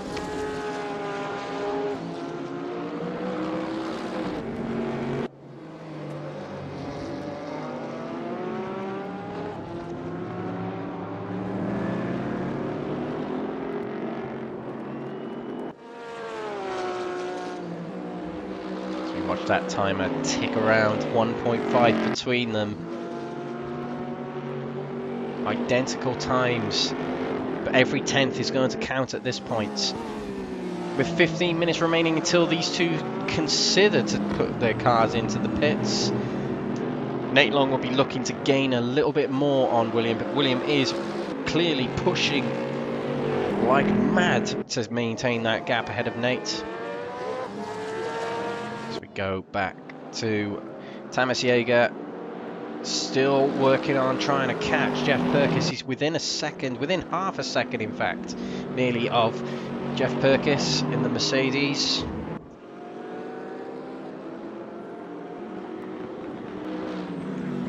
Let's take a look at Mark Heyman as he is gaining on Jamie Dory. Jamie Dory can't catch a break from this guy. Mark Heyman is not giving up on that third place so easily.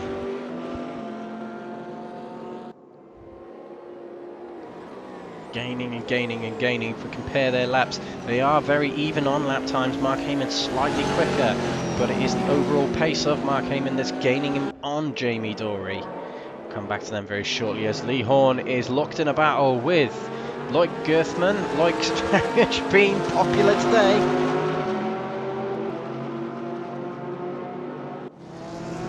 But Lee Horn looks to the inside. Does it get him from 15th to 14th? He does. He gets past. The comeback continues from Lee Horn. Next car ahead of him is Melvin Garland, further up than he would like, but he could be gaining on him eventually. His lap time certainly suggests it being a second quicker per lap at the moment. But a good race from Melvin Garland so far. It's been exciting for him, but it's also been very conservative of him.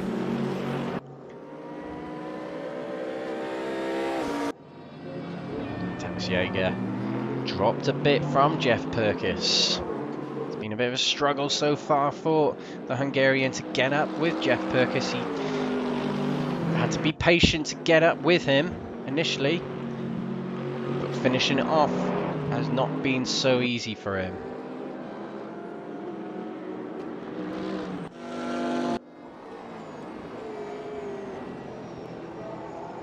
These two comparing lap times. Jamie Dory's now setting 1:45 times, which is nearly a second. Well, in fact, it is more than a second off the pace from the front two, as Nate Long goes 2/10 quicker than William Fall on the last lap. Nearly within a second of him. Mark Heyman is within a second of Jamie Dory in front of him. Let's see how their lap times compare this time around.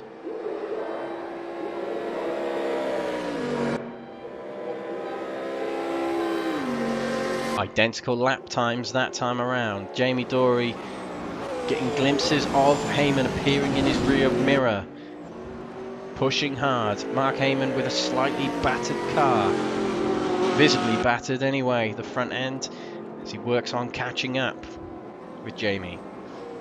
Nate Long with so close to William Fall yet again. About 10 laps ago, this was the gap until back markers came along. William Fall was able to get past them easier than Nate did. Nate goes very wide coming out of Aqua Minerale.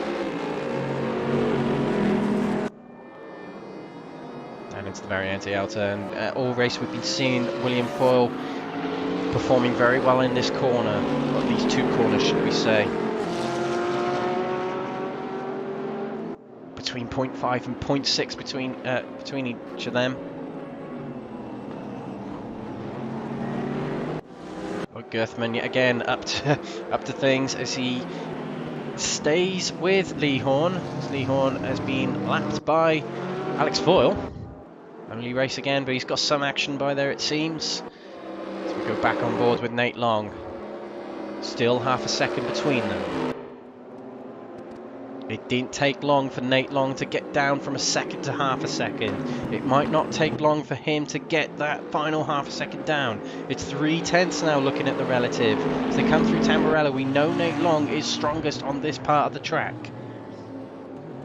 It's not close enough to make a move yet. As they come through Villeneuve. William Foyle's car bouncing around all over the place, but he's still maintaining that pace. Interesting play of tactics between these two at the moment. Thomas Jaeger, keep an eye on him with his battle with Jeff Purkis. He's dropping off ever so slightly per lap.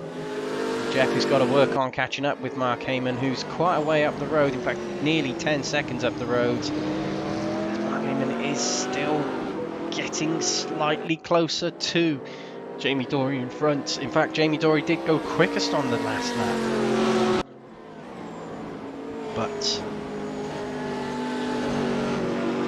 the first to make a mistake will be the first to capitalise on this battle.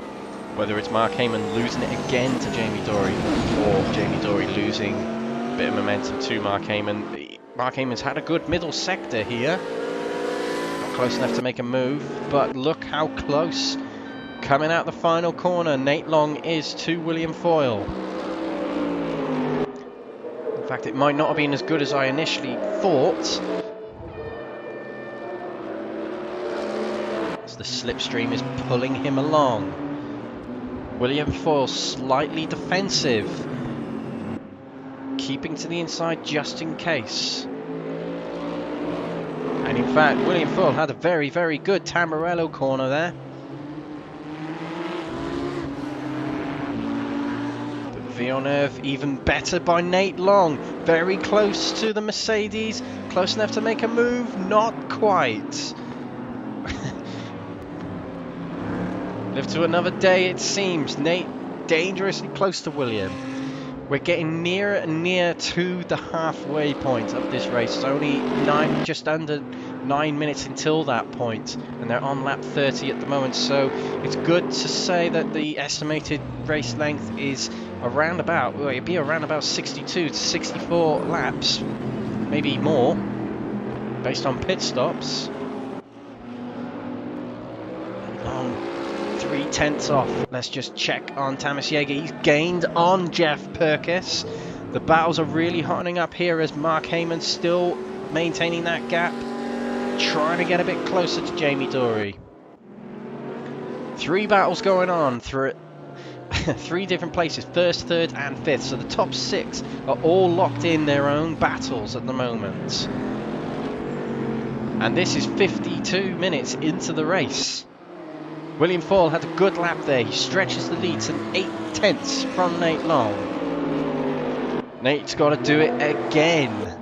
Thomas Jaeger very, very close to Jeff Purkis, who has the better exit through the outer. Jeff Purkis definitely had the better exit there. How about Mark Heyman? How is he getting on? He's within half a second again. Will he get the upper hand of speed down this straight? I mean, if the aerodynamics on that car have been affected, will it affect his pace down this straight?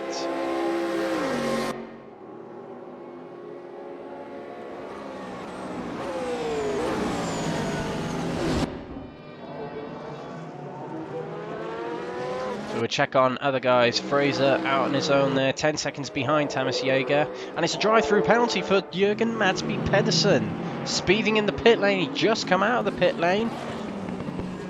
Either he didn't put it on the limiter early enough when he entered, or he released it too early exiting.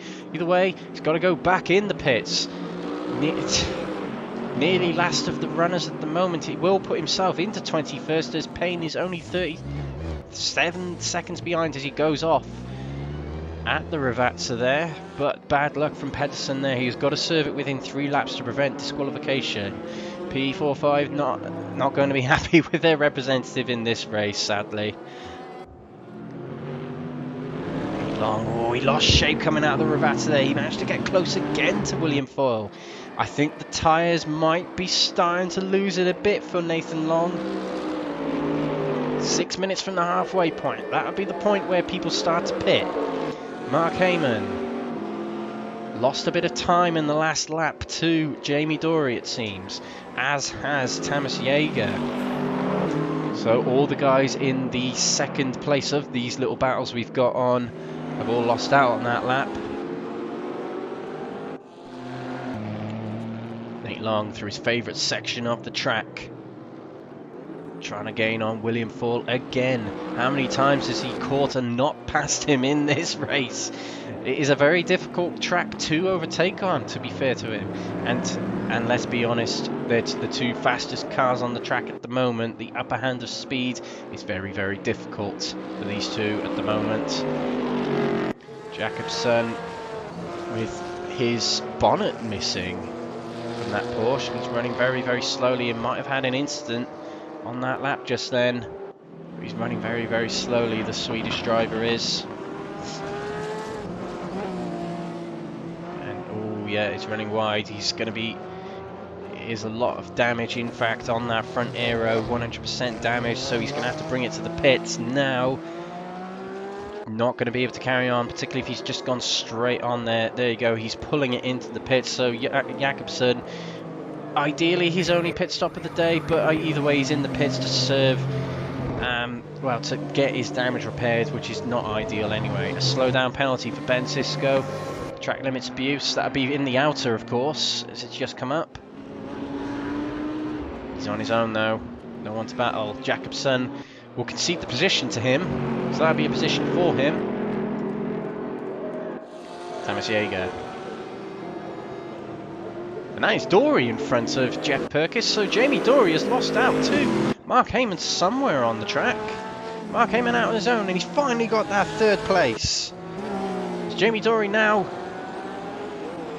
going to be very much under pressure from Jeff Perkis. 5th place. Dollar signs in Jeff Perkis' face. Eyes, sorry, at the moment.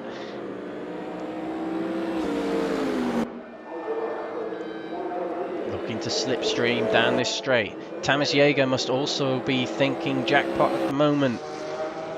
Top 5 is up for grabs here, right before him.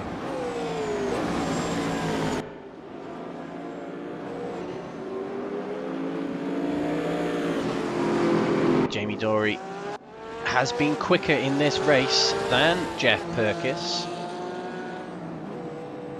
Their best, well, between these 3, they have had laps fairly close to each other. In fact, Jeff Perkis has had the quicker of the personal best lap between him and Jamie Dory, as he's getting very, very close, coming around Tozer.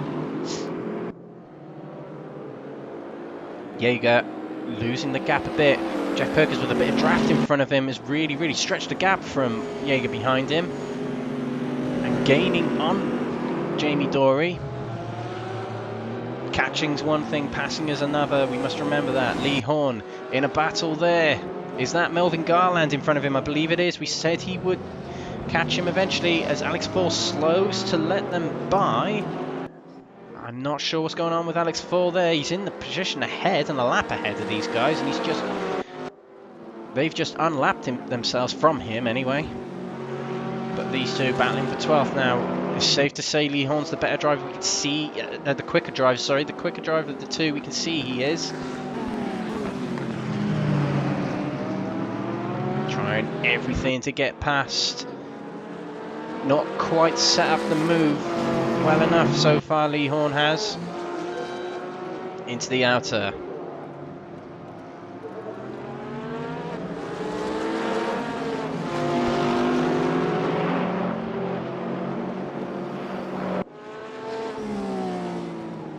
Might get the late braking on Melvin Garland. He's going to give it a go. Oh, not quite close enough to get it up the inside. He backs off. He's going to try Tamburello potentially. Nate Long is within half a second again as Alex Foyle goes into the pits. Alex Foyle's going to take his first pit stop and probably only pit stop of the day as we're getting just a little bit off of halfway. Lee Horn moves to the inside of Tamburello. This is the move for 12th place. Nice, clean, easy move for him. Melvin's not going to battle with him too much. He knows he's quicker. And Lee Horn can focus on a nice clean drive to try and catch up with Ben Payne, who's a long way up the road. In fact, half a minute ahead. It's going to take a long time for Lee to close that up, but there's a long time left in this race. I mean, it says 1 minute 50 above you, but it's not. It's an hour and 1 minute 50 to go. Just for clarification, as excuse me, Jeff Purkis still hot on the heels of Jamie Dory. Nothing has escalated of them yet, but Nate Long yet again right up close with William Foyle.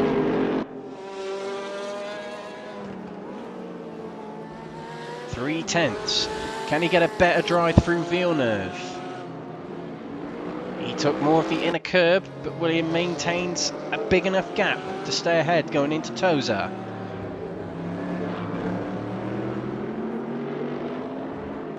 Here we go.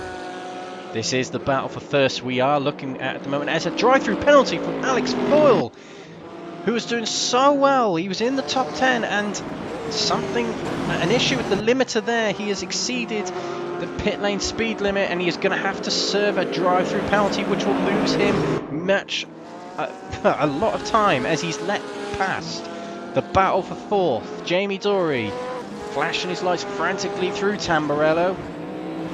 Of course, hot on Alex's mind was the drive-through penalty, so given that in the fourth place battle get by, it's probably what he was worried about least. Jeff is so close to Jamie Dory. Pit stops will come up very soon. Maybe he can use the pit stop to jump ahead of Jamie Dory. Jamie goes wide, coming out of the Piratella down into the Acque Minerale. Jeff can't set up a move just yet. Thomas Jaeger not catching these guys either.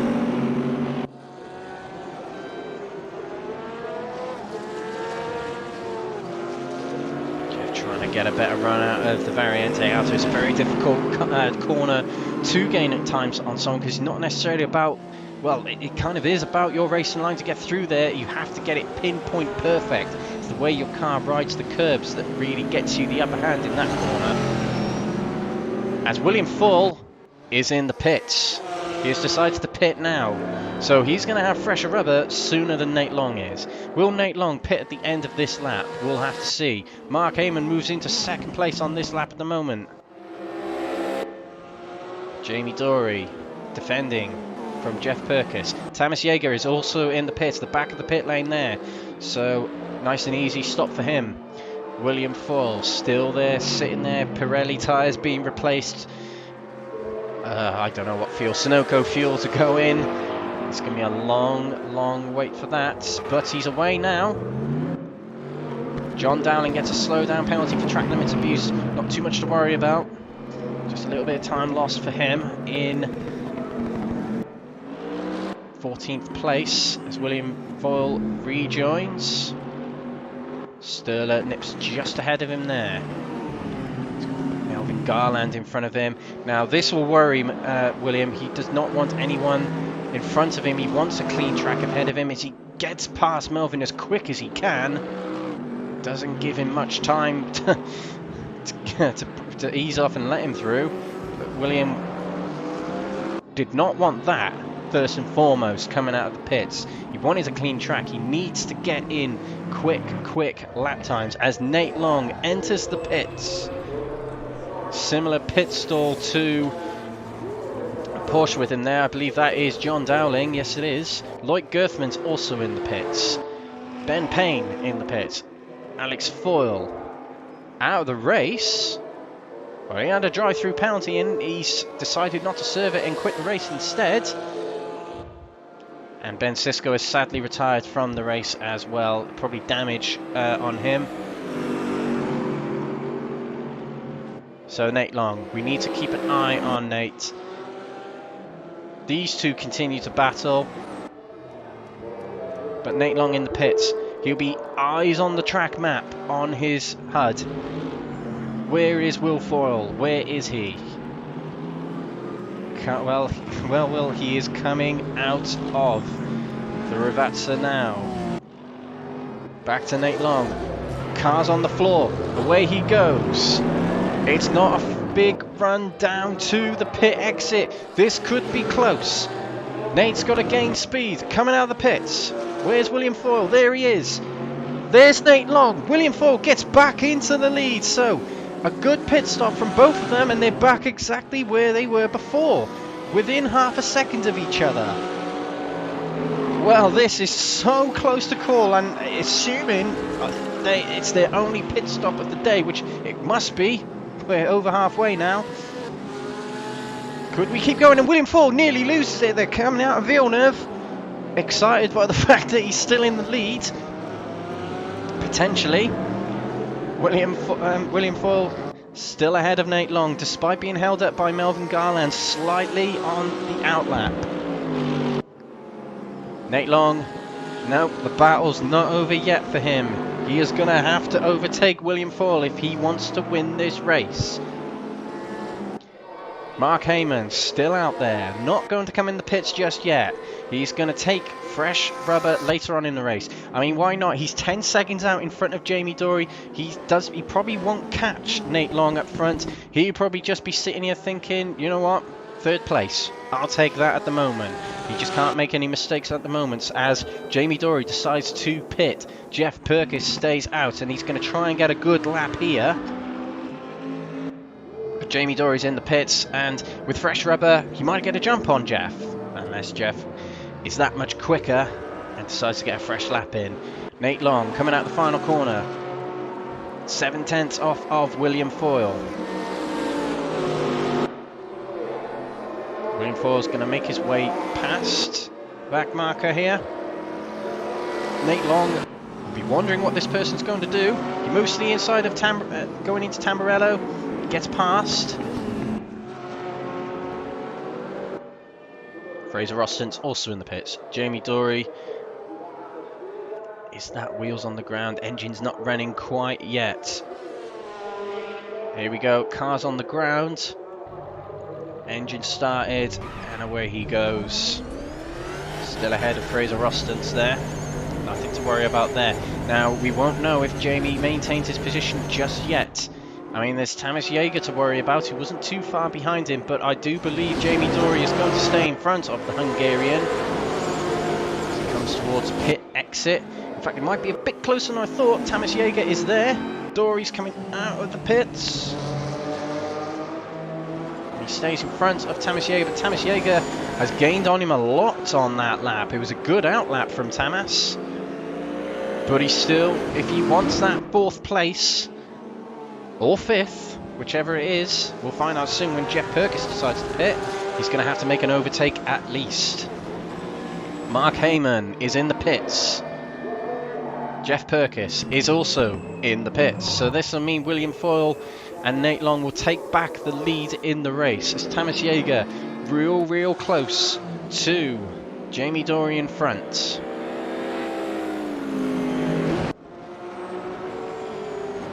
We were going to go off for a short break at halfway, but that idea is out of the window as there's just too much going on at the moment. Lots and lots of little battles going on. William Foyle takes back the lead of the race. He has led almost every lap so far in this race. Mark Heyman is the only other leader because William Foyle went in the pits.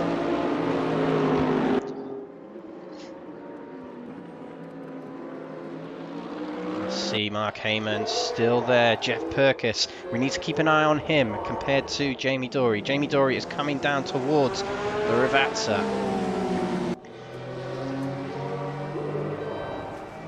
Jeff, his car is on the ground.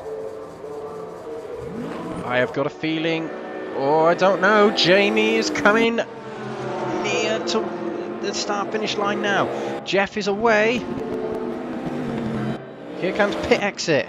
There goes Jamie Dory and Thomas Jaeger. Jeff Perkis has lost 2 places from staying out there for a few laps longer. I'm assuming that's down to old rubber slowing him down a bit, but Jamie Dory moves ahead of Jeff Perkis again, and Thomas Jaeger gaining on him. He'll have his eyes set on getting into what will be 5th place at the moment, as Riccardo Vanti hasn't come into the pits yet.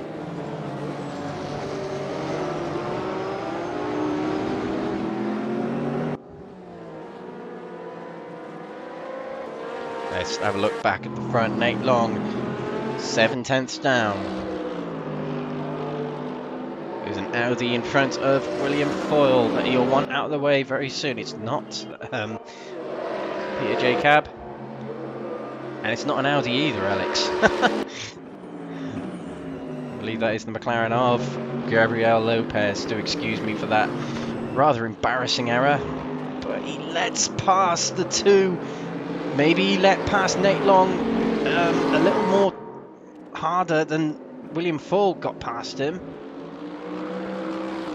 And there's been a swap of position. Thomas Jaeger has got past Jamie Dory in the Variante Alta. So Thomas Jaeger has had a blistering 20 minutes of this middle part of the race so far, as he gets himself up 2 places, 1 from passing via the pits and 1 from passing on track. He gets past Jamie Dory. This is not looking good for him at the moment.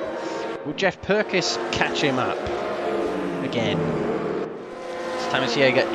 Although he's passed, he has got to defend this position, as to the outside goes Jamie Dory. He's got his nose in front, and round the outside he's going to make the move. Jamie Dory not giving up. What a great move from him, round the outside on the approach to the Tamburello chicane.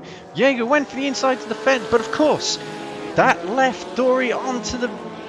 that let him stay on the racing line, but he's not going to give up. Got into Villeneuve, he's looking at it. He loses a bit of momentum as they go up towards Tosa. Jeff Perkis behind me thinking, you carry on guys, you battle away. Jamie Dory gets himself back into that position, but there's no doubt that Jaeger could catch back up and could try and pass him again. Mark Heyman holds 3rd at the moment, out on his own, 8 seconds ahead of Fanti at the moment. Fanti hasn't pitted yet. Perhaps he came in earlier, I might be mistaken with that.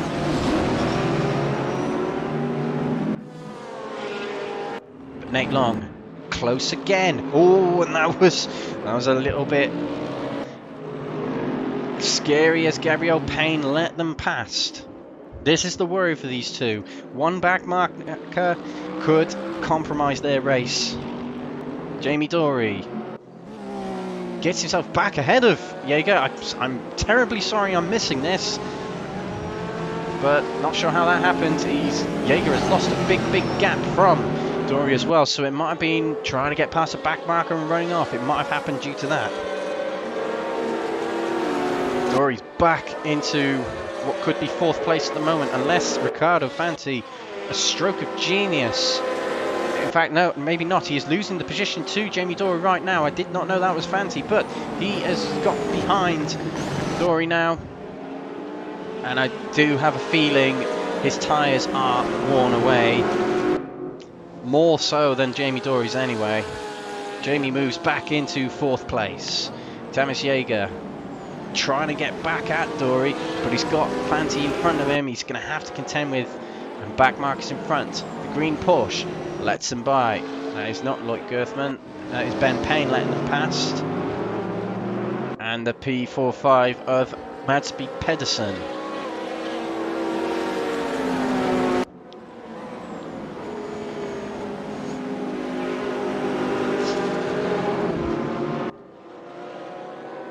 Jaeger right hot on the heels with Riccardo Fanti at the moment. Oh, contact with Blancpain from Riccardo Fanti. A lot of cars here, anything could happen. These guys got to be really careful whether they're letting past drivers, whether they're overtaking them. Jeff Perkis catching up with Thomas Jaeger again. Battle for the top 5 taking place right here. Jamie Dory in 4th is stretching his lead away. He needs the grass, does Thomas Jaeger, to try and get past Fanti, but he's not letting him pass so easy. He slips wide a little bit as Jeff Perkis trying to get back past him now. So we skip ahead. Nate Long still within half a second, not yet making the move on William Foyle. Up towards Tamburello. Will the BMW of Jaeger get past Riccardo Fanti in the Porsche? He moves to the inside. It has worked. He's got ahead. Now Jeff Perkis has to get past. Thomas Jaeger already stretching away. Fanti with all the tyres, it seems. Still trying to hold his position out on track. Jeff Perkis looking to the inside. Can't make it on the first turn at Villeneuve.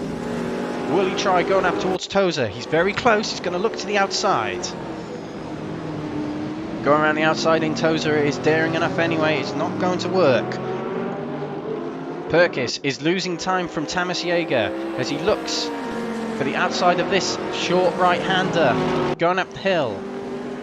He can't make it up the inside. Fanti is hanging on well to these positions. He's clearly slower, but he's hanging on well. Jeff Perkis trying again, can't quite make it. He's losing time from Thomas Jaeger. Thomas is stretching it to nearly a second ahead. In fact, he is now a second ahead of Jeff Perkis. Jeff looking to the inside of the Variante Anta. He can't make it there either. This is one of the most frustrating laps Jeff has had in the race so far, it seems. Apart from that one where he spun, but we'll forget about that.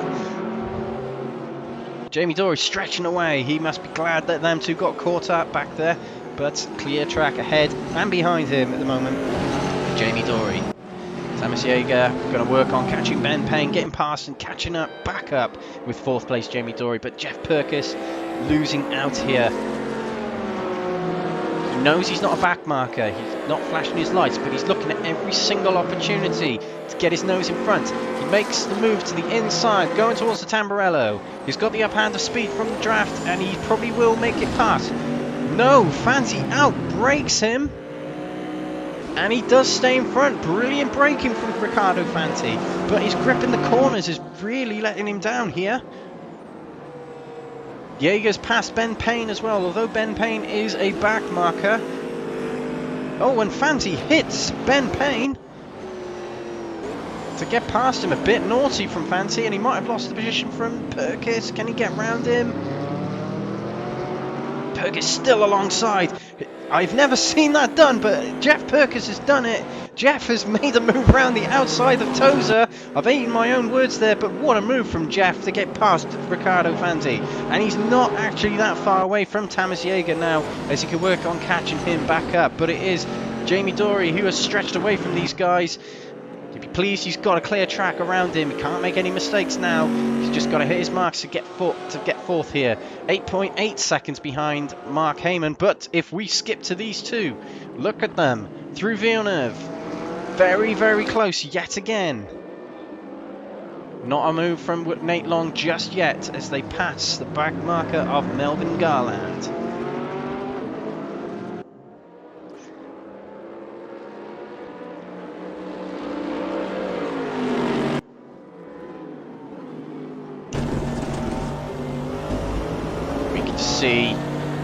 We'll see on board, and we'll see exactly where William Foyle is stretching away from Nate Long. It's long overdue, this camera angle, I'd say.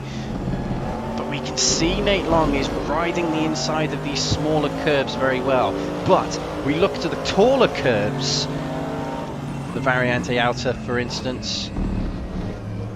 We can see William Foyle has taken them just as hard, but it's got a bit more balance. I mean, Nate Long had a good exit from the outer there. We head down towards the Ravazza under braking. All the curb and all the runoff. Nate Long didn't have a good turn into the second corner there. William Foyle stretched away just a tad. These are the fine little differences in these guys driving that's going to make all the difference here. This is how we're going to have it now for the remaining 42 minutes of this race, potentially. These two battling hammer and tongs. I mean, if William Foyle can hang on to the end, that is seriously impressive defensive driving. But if Nate Long can get past, that will be where it really hots up. Because will William Foyle get back in front if that happens? Nate Long has spent so much of the race in his slipstream. Will it be strange for either of these drivers to be out of it or be in the slipstream in Will's case? We'll have to see if it happens or when it happens. As we look back, Jeff Perkins has caught up with Thomas Jaeger.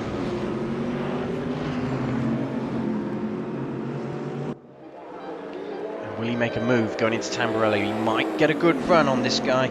Coming down the start-finish straight here, he's probably not close enough just yet. It was a good exit from the BMW.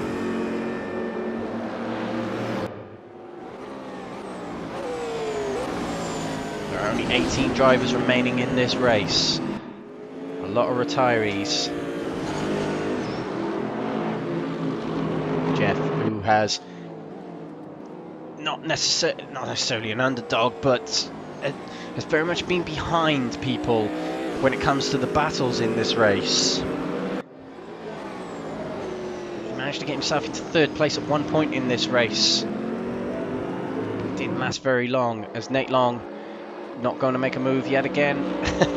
Half a second now. The gap is increasing between them two, but as we've seen all race, it will close up yet again eventually. They're safe from third place. Third place Mark Heyman is 44 seconds back. Nate's very close here, so we'll stick with him. It seems that Corvette, why do I keep saying that? Chevrolet is getting very good slipstream from that Mercedes. But it seems to be the exits of the corners that Nate is struggling. Close again through Toza. We'll look to Thomas Jaeger as he's alongside Jeff Perkins. Jeff has made his way alongside, coming out of the Variante Auto, and he's got himself into 5th place. Good move from Jeff there to get himself ahead of the Hungarian. And now, let's see if they can catch Jamie Dory, or 2, Thomas Jaeger's not going to give up on 5th place and will try and get it back. We'll see what happens. Get a good draft coming down here. Will he make it up, slip it up the inside? Outside he's going to try, but he is on the outside, and he turns in on Jeff Perkins, and Jeff, a victim of that, has been shoved onto the curb, and that was a bit of a harsh move from Thomas Jaeger. Jeff will have to try again to get past. We'll come back to them shortly. Nate Long, close again. This is where he struggled to get a good exit. Will Foyle just seems to have Sector 3 down to a T at the moment.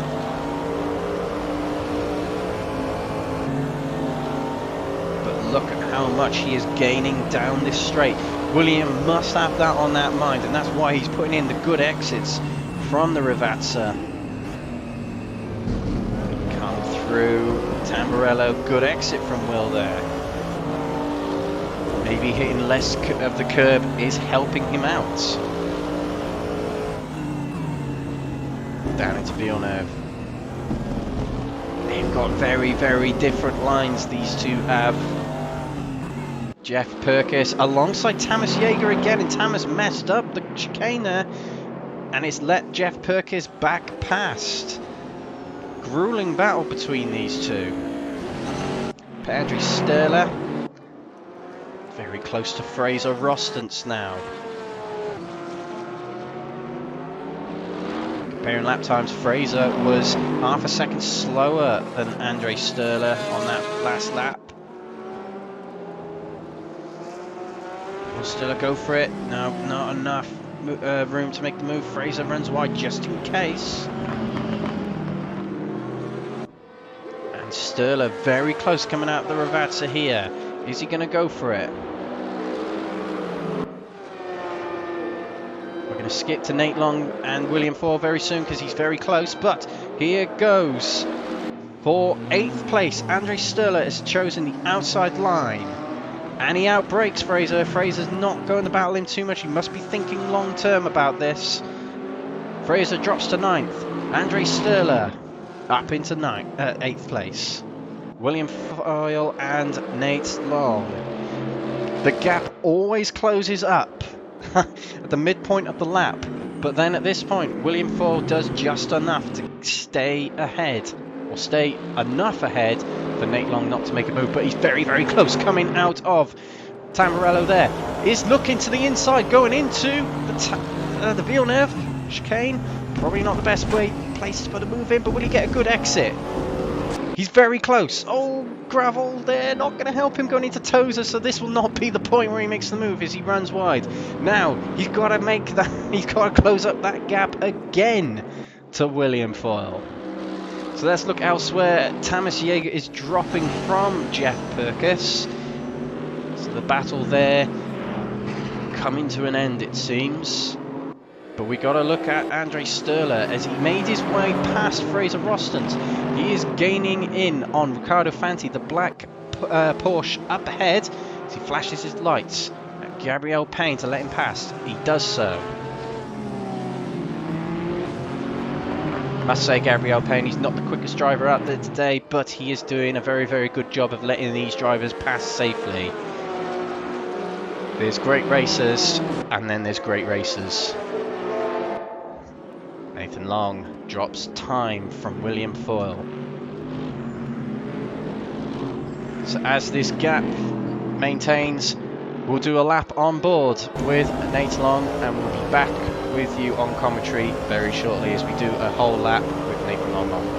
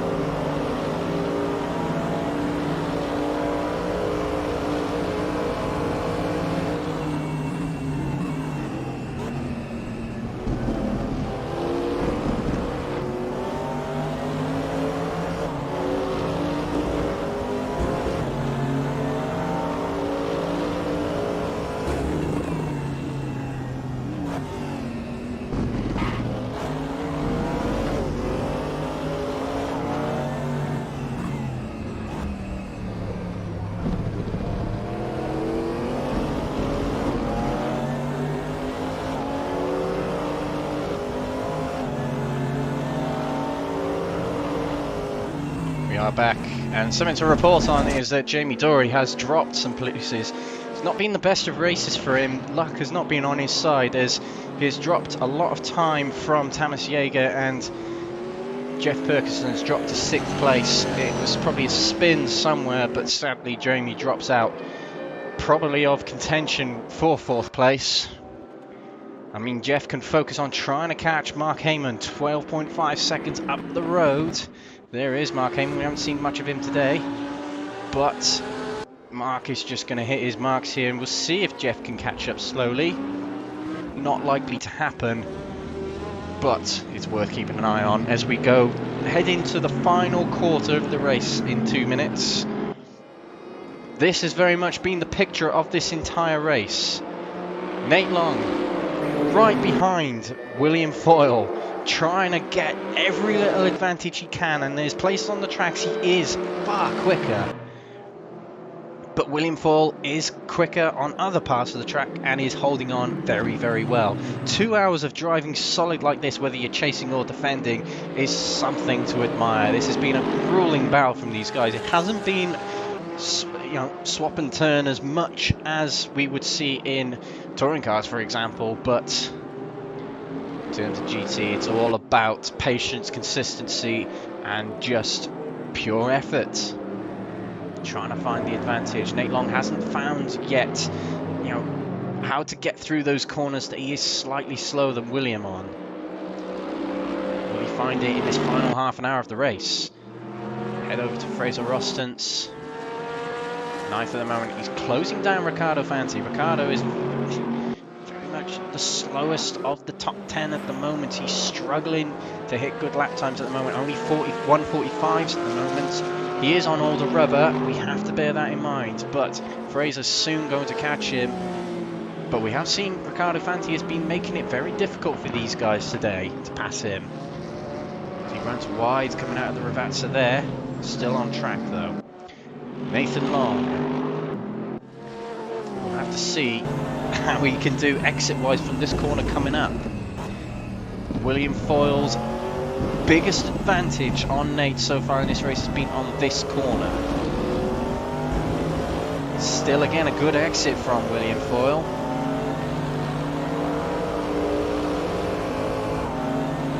Looks to gain on him. Down towards Tamburello. Is this the time? Is this the move? No, not yet.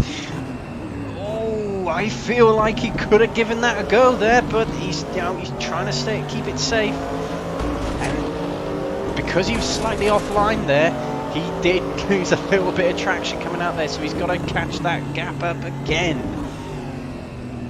It's not a matter of not being able to overtake William Foyle here, it's purely a matter of keeping control of the car.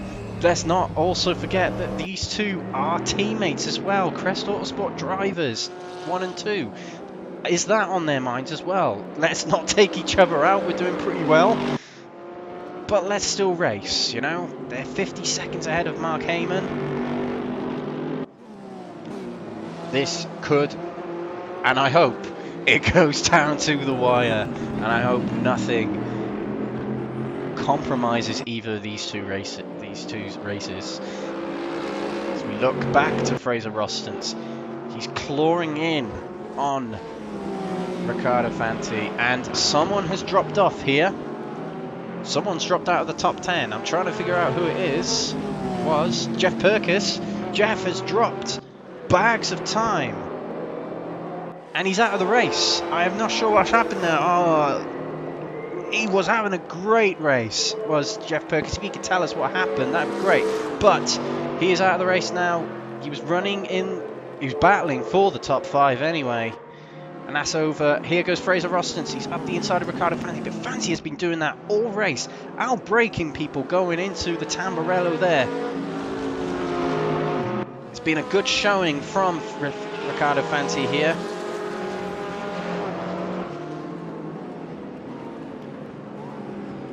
He goes a bit wide there. Can Fraser make the move at Tozer? Not around the outside, not like what Jeff Purkis did some time ago. When will the move come? At Imola, you don't know when the moves come in. It's not going to be here. Quick check on Nate Long. Close again to William Foyle. That day-glow yellow FIFA 17 Mercedes has been the sight of his race all the way through, except for when, well, if he stayed out for quite some time, and a lap longer, in fact. That was the time he had without William in front of him, but William stayed in front through the pit stops. It's the nerve-wracking thing on Raceroom, is to do pit stops. It's not the simplest of processes. It's something you have to rehearse. It's something you have to figure out. It's something you have to get right on your controls. It's not something you can just walk in and do straight away. Fraser Rostance spent a lap right behind Riccardo Fanti here. Is he going to make a move to Riccardo? Riccardo is clearly slower down the straight. Look at that Mercedes reel him in. But Riccardo is so good on the brakes. Fraser goes for it. Not quite there though. I don't think the move's going to come into Amarillo. He's going to have to try and set him up elsewhere. But Nate Long has dropped off quite a lot. It might have been trying to pass. I get these two wrong every time. Lloyd Gerthman there. But he has dropped off a little bit of time. And this has probably been the biggest gap these two have had all race. 1.5 seconds. Now we'll have to see if William Ford can relax and drive away from Nate Long, or if Nate Long can get his head down again and catch up. Fanti spun it at the Tozer hairpin there and has lost the position to Fraser Rostance. So that easier for Fraser than he initially thought it'd be. Unlucky from Fanti there, the wearing tyres really get into him there. But 8th place is looking pretty snug for him at the moment, as Blancpain is a long way down. Or behind, sorry. He's in 9th place, doing well, but he's a long way back from 8th place. Lee Horn, his comeback. He's got to 10th at the moment. He's 16 seconds behind Blancpain. He is catching him. He was half a minute behind when he first got there. But he's working on catching Blancpain, and there's still time to do it. That's off the road. The black Porsche. Was that Riccardo Fanti who went off then? It was. He's really struggling. But Lee Horn is in fact nearly a lap behind Fanti. And Fanti is struggling, it seems. Clear damage on the car. I think he might just be struggling with those tyres. Peter Jacob. Haven't seen much of him today as he works on trying to get past the Mercedes in front of, the McLaren in front of him. This is a battle for position between him and Gabriel Lopez. Lopez managed to get himself into the top 10 at one point in this race. Let's not forget that. And Lopez loses it at the Variante out of the pressure from Jacob built enough for him to lose it. For Jacob to get past, so Lopez will concede position, not the way he wanted to, but he will lose it. I don't think he's got enough damage on that car to worry about it just yet. So we go back to these two. Nate Long is gaining again, still. That last lap was 0.3, nearly 0.4 quicker than William Foyle. And this lap could well be quicker again.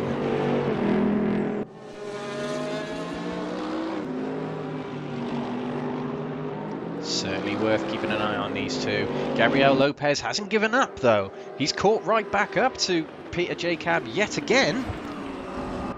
So a battle brewing up between these two. Lopez with a good line through Tamarello there. Will he get the run up to Villeneuve? He might not make it on this one, but Tozer is certainly an opportunity. Understeered a little bit there going into the first turn. And again on two. It's not going to happen here.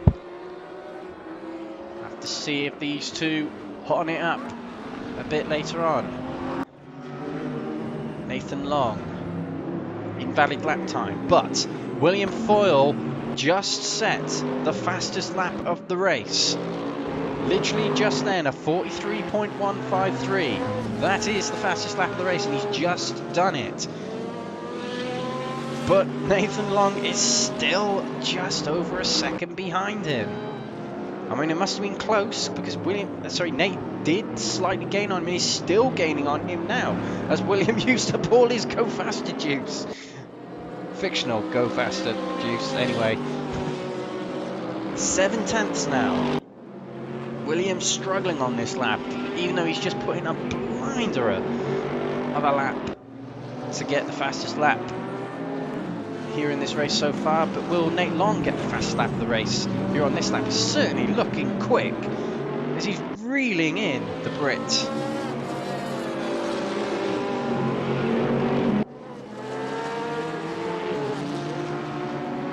B45 Pedersen just in front of Will Foyle. Will Foyle goes wide. That'll be a warning. Instant point. Here we go, the battle. Well, Gabriel Lopez was battling with Peter Jacob. Not anymore. It seems he is looking at some form of a battle with Thomas Jaeger, who's in 4th place at the moment. Thomas has really been moving up and up and up throughout this race. Started just inside the top 10 and he's just clawed away. Got himself one position at a time. Jamie Dory 7.2 seconds behind him, who has got Sterler closing in behind him, doing faster times than him, so that's one to look out for later. Sterler in the Dunlop machine. You can't write him off for the top 5 just yet. Nathan Long safely gets past Pedersen within a second of William Foyle. A few back markers ahead of him. Orange next gen Mercedes ahead of him. I believe that might be, it's not Leon, it might be Fraser Rostons. It is Fraser Rostons, and he's got Gabriel Payne in front of him. Gabriel, move out of the way. He's got to see there's drivers behind him, including the leaders. Here comes Will Full and Nate Long. Great stuff from Gabriel Payne to get out of the way. Then Fraser Rostons is now the victim of being a back marker for the first time in this race. He will be lapped for the first time. He moves out of the way. He knows he's not going to catch Sterler. He knows he's not going to get caught by Fanti, or at least that's what he's thinking anyway. But he might be able to use these guys to try and get a little bit of an advantage on the drivers around him. 7 tenths between Fall and Nate Long. Let's not forget that Mark Heyman has had a stellar drive out here today to get 3rd place. A bit of topsy-turvy driving, a few battles with Jeff Perkis, Jamie Dory and Thomas Jaeger earlier on in the race, but for much of this race he's been on his own, hitting his marks, and could be coming through to a very, very safe 3rd place at the moment. We've got 20 minutes remaining, which will probably be less than 10 laps anyway. I think it will anyway. Concentrating on commentating, my maths is not on point right now. But not many close battles at the moment. Sterler is really reeling in. Jamie Dory at the moment lapping times in the 43s. In fact, there's only 3 drivers out there who are doing 143s at the moment, and that is Sterler and of course William Foyle and Nate Long.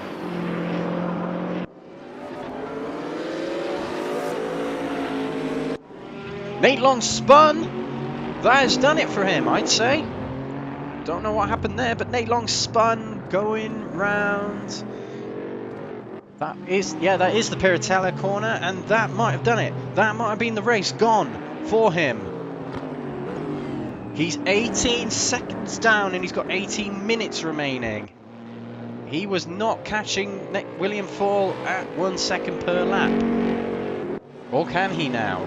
But it's taken him an hour and 40 to not overtake William Fall. So William Fall, the man who lit up the XTCR Spa 50 with his humongous drive from last to 3rd. Redemption could be coming for him today, as he's led nearly all of the laps we've done today, on the 59th lap now, with 17 minutes remaining. This could be redemption for the Brit today. But there's still a way to go. Nate Long spun it. Could Will Foyle spin it at some point?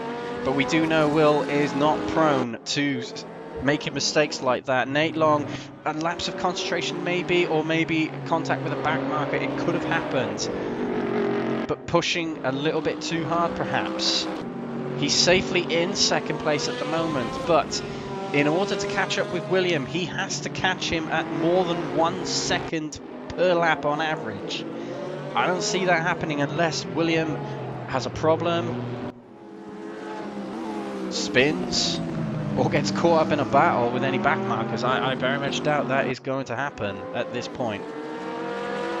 People recognise that Dayglow yellow Mercedes is him.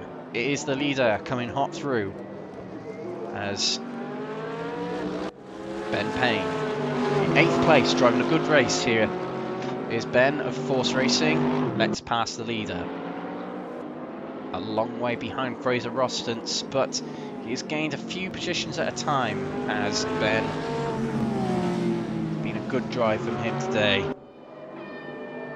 Now let's go back to Sturla because he is still gaining on Jamie Dory. In fact, he was 9/10ths quicker on the last lap. 16 to go.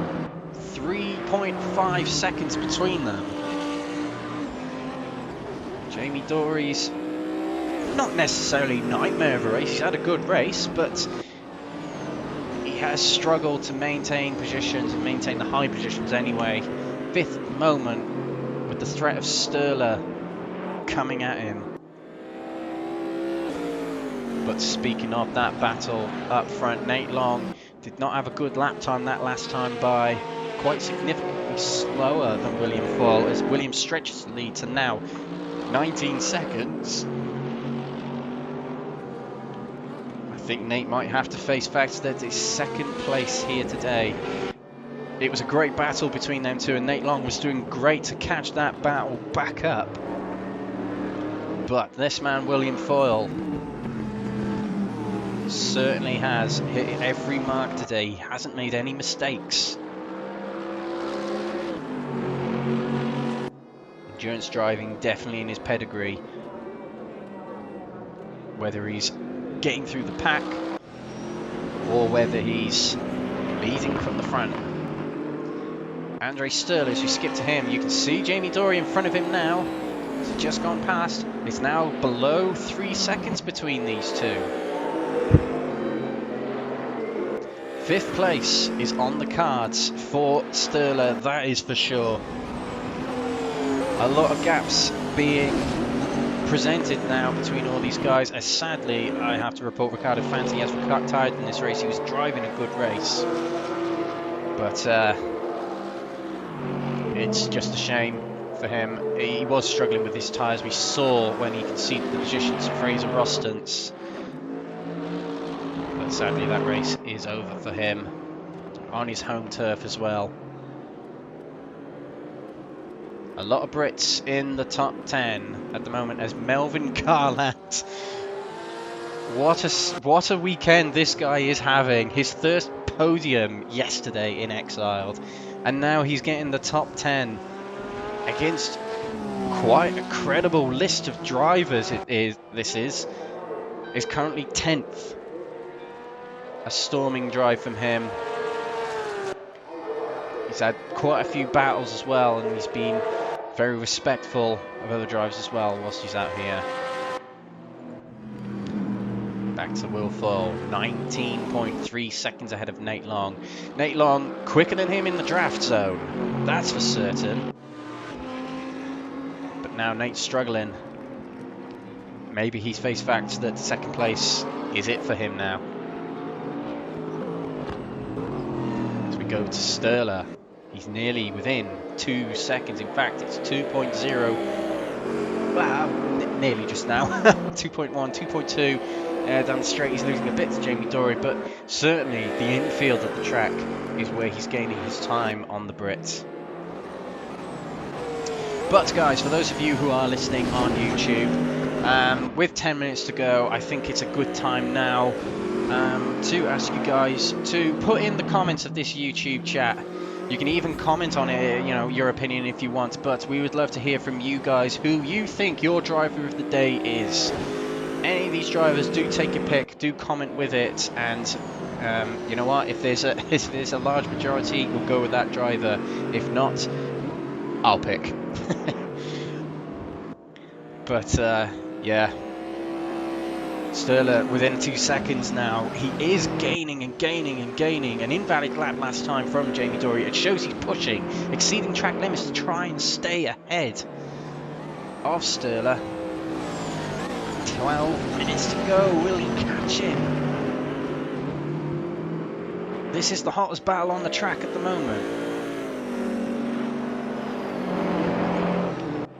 We've had 10 retirements in this race. 16 cars remain. Oh, it's been a very, very long race. It's starting to get dark now at Imola, as the sun starts to set over these drivers. Sturla, we're watching keenly here. Reeling in Jamie Dory. Jamie struggling with tyres maybe. Sturla lapping so much quicker at the moment. Setting 1:43s. Close to the lap time that of Nate Long and William Foyle. Half a second lost on that lap in total from Jamie Dory. He continues losing half a second per lap. Sturla will catch him in 3 to 4 laps with 10 minutes to go. And in 10 minutes, I think these drivers will do about 5 laps. We'll have to see. A few comments coming in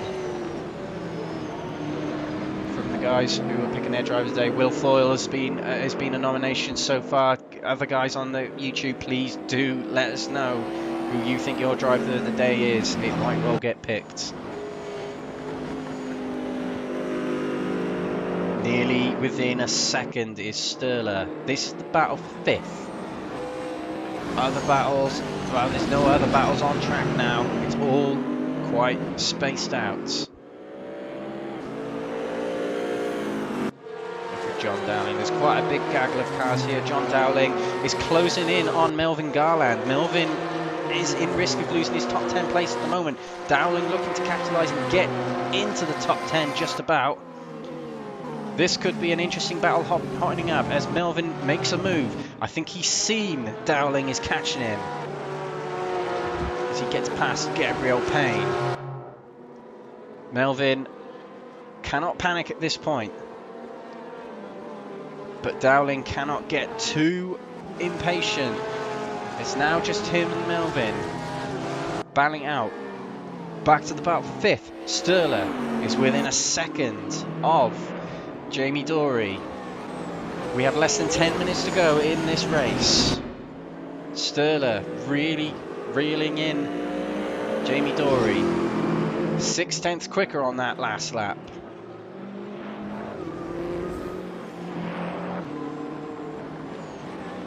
He's very close now. He is really, really hotting up the track at the moment, is Sturla.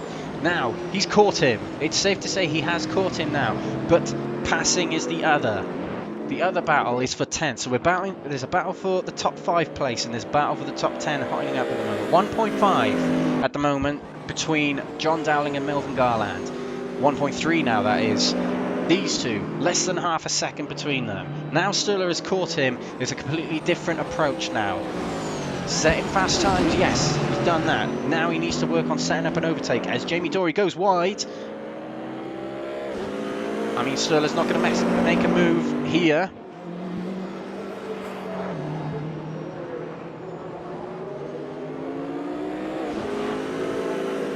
Just looking at the top 2. Nate Long is gaining a little bit on William Foyle. I mean, it's not enough to catch him, but I think William at this point will probably be thinking, I got this in the bag. I'll back off a little bit. Sturla, so close. Let's go to John Dowling. He's very close to Melvin Garland. This is the top 10 we're battling for here. And I believe that was Mark Heyman getting past. It was. I mean, Mel's going to let him pass, but he can't let past John Dowling either. So close now. John took to the outside. He's not going to make it. Mel now defending his place. Will John make a move going up towards this corner at the top? No, he won't. Back to Sturla. Real close as he goes through Villeneuve. Jamie Dory. Looks to the outside. It's not going to work. John Dowling. Back to him. Real close. Is he going to make a move from the Variante outer? He's up the inside. And I think Melvin let him go there, but, you know, very brave from Melvin. But he's conceded the top 10. That's such a shame for Melvin after such a good drive. But an equally great drive from John Dowling, who started quite far down the order, has got himself into the top 10. Stunning drive from John. Now the next battle to look at is this one. It is between Per-Andre Sturla of Sturla Motorsport and Jamie Dory of Next Gen Racing. Even though it says privateer, he is of Next Gen. I raced with this guy in the Next Gen TCR series on Mondays. It's very good racing with Jamie Dory and Lee Horn. Big shout out to them. We're also hosting the Power Max Racing and Next Gen iRacing TCR League.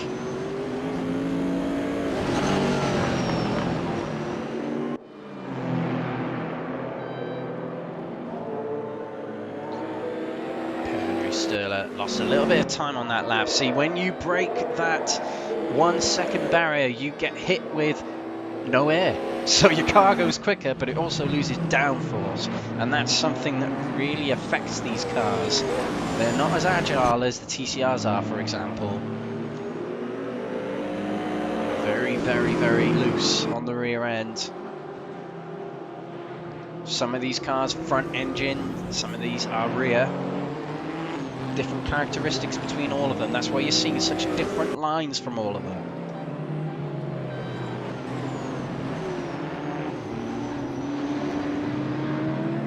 Five and a half minutes to go for the Exiled Virtual Motorsports Saturday GT3 at Imola. This is the battle for the top 5 we're looking at the moment.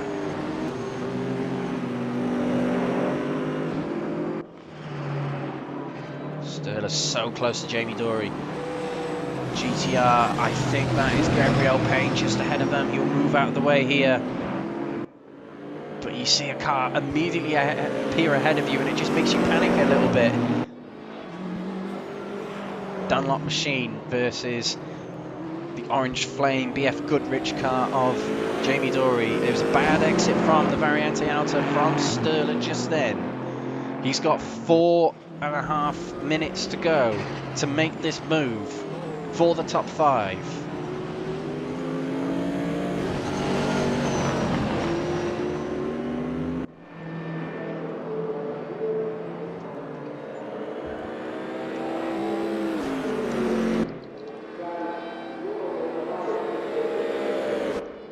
Not quite close enough to make a move into the Tamburello just yet.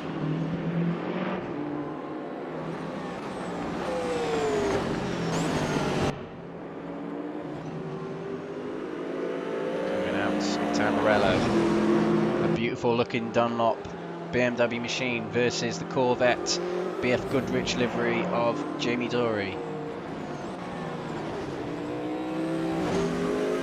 Jamie's doing just enough to hang on here. He knows, well, if he just sets up the car to defend, it's going to make it even more difficult for Dory. Sorry, for Sturla. Very close now. Very different lines here from each of these drivers. I mean, that Corvette is probably a lot more loose on the rear than that BMW is. Longer wheelbase anyway on the BMW. Probably has a bit more rear end grip. The move in the Variante Outer is not going to work. Shuts the door, does Jamie Dory. But Sturla's going to go for it. 3 minutes to go. So now will probably be the best time to announce, well, a mixture of me and someone else in the YouTube chat. I think we can all agree that today's driver of the day is going to go to William Full. That's 2 in a row for him. To be fair, He got driver of the day in the TCR Spa 50 from coming 36th to 3rd, and he does it again today by just pure brilliance, leading from start to finish, a lightning start, leading from the front from Nate Long for such a long time. A perfect pit stop, and then after the pit stop still hanging on, and it forced Nate Long into a mistake. Unfortunately, it could have been good to see a battle rage on until the end, but you cannot argue that Will Foyle has put in a stunner of a race today. It looked so much in favour of Nate Long from the start, with quickest in practice, quickest in qualifying by a substantial margin too. But the race will go to William Foyle. He'll have just 2 laps to go, from what I can tell here, and that is right. He'll finish this lap, and he'll do another to finish the race off. All he has to do is bring it home. It's 15 seconds between him and Nate Long. Nothing to worry about at all. But these two are still battling. It's the hottest battle on the track at the moment. It's the battle for the top 5. The top 10 was settled a few laps ago by John Dowling, who was stretched the lead in the 10th anyway, ahead of Melvin Garland by 4 seconds now.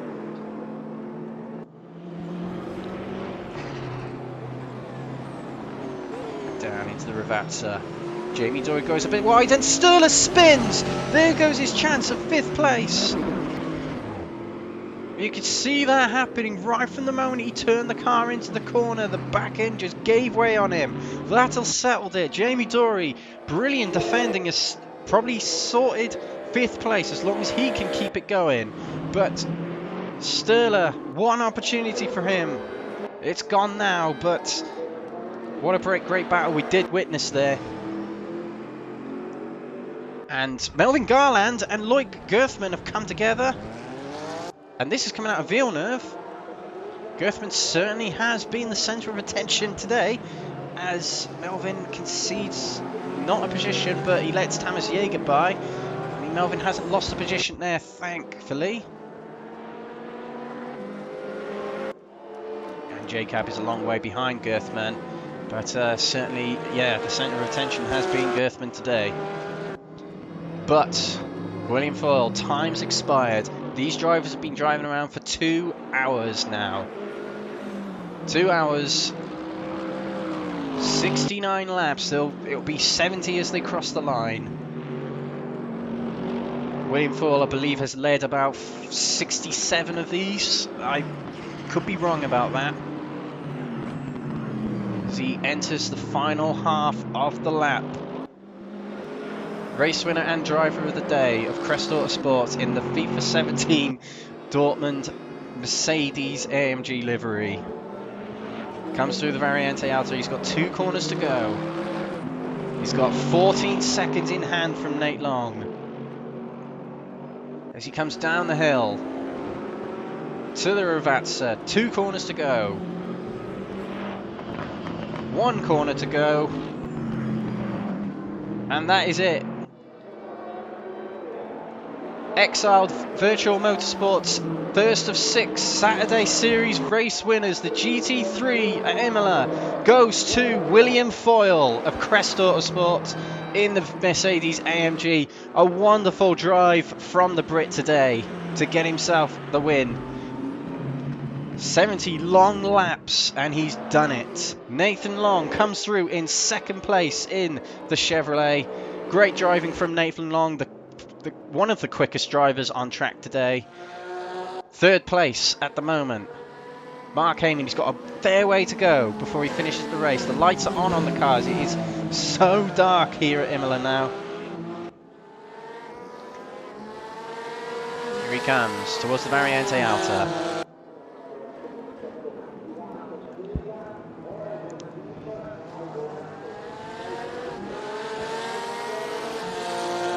Two corners to go for Mark Heyman. He'll take the podium here. The Exiled Audi TT champion to take the final spot on the podium here today. He'll take Champagne. It was looking so uncertain in the early parts of the race, where he was battling for 3rd place and he could never quite get into 3rd place. but he has finished here in third. Great drive from the Porsche driver, Mark Heyman. Fourth place will go to Tamas Jaeger. It's been a stunning drive from Tamas today. He's moved one place at a time. The Hungarian comes through the first of the BMWs. Jamie Dory will come through in fifth place. Defending fifth place so hard for the final part of this race. Sturler unlucky to miss out on that lap, that top five, but he comes through in sixth place. And there we go, your classified results for today. William Foyle with fastest lap and the race win in the Mercedes. Nathan Long will take second place in the Chevrolet. Third, Mark Heyman. Fourth, Tamas Jaeger. Fifth will be Jamie Dory, and sixth, Per-Andre Sturler. Seventh will go to Fraser Rostons, with Ben Payne coming through in eighth place. Lee Horn, a great comeback from him, we should mention. Got spun round early on in the race, and he comes through in ninth. John Dowling took 10th in the dying moments of the race there to finish 10th, and Melvin Garland, losing out just on that top 10, takes 11th. Lloyd Gerthman takes 12th, with Peter Jacob 13th. Gabriel Lopez 14th. Mads B. Pedersen in 15th, and the last of the finishers will be Gabrielle Payne. Well, everyone, a huge thank you for coming tonight to watch the first of 6 editions. The next one is the FR90s at Suzuka. That will be in 1 month's time, so do tune in for that. I don't have the date in front of me right now, I do apologise for that, but do keep an eye on the Exiled Facebook pages and groups. You can also take part if you've got a wheel, if you've got a pedal set, if you've got a PC. Get Raceroom, get the content that we race with, TCRs, Audi TTs, DTMs, the lot. Get involved. You can find Exiled's Facebook groups by just searching Exiled Virtual Motorsports. Thank you all for watching, and congratulations to William Foyle, Nate Long, and Mark Heyman. The winner of today's race, William Foyle, will taste champagne at Imola. We'll see you next time. Thank you very much.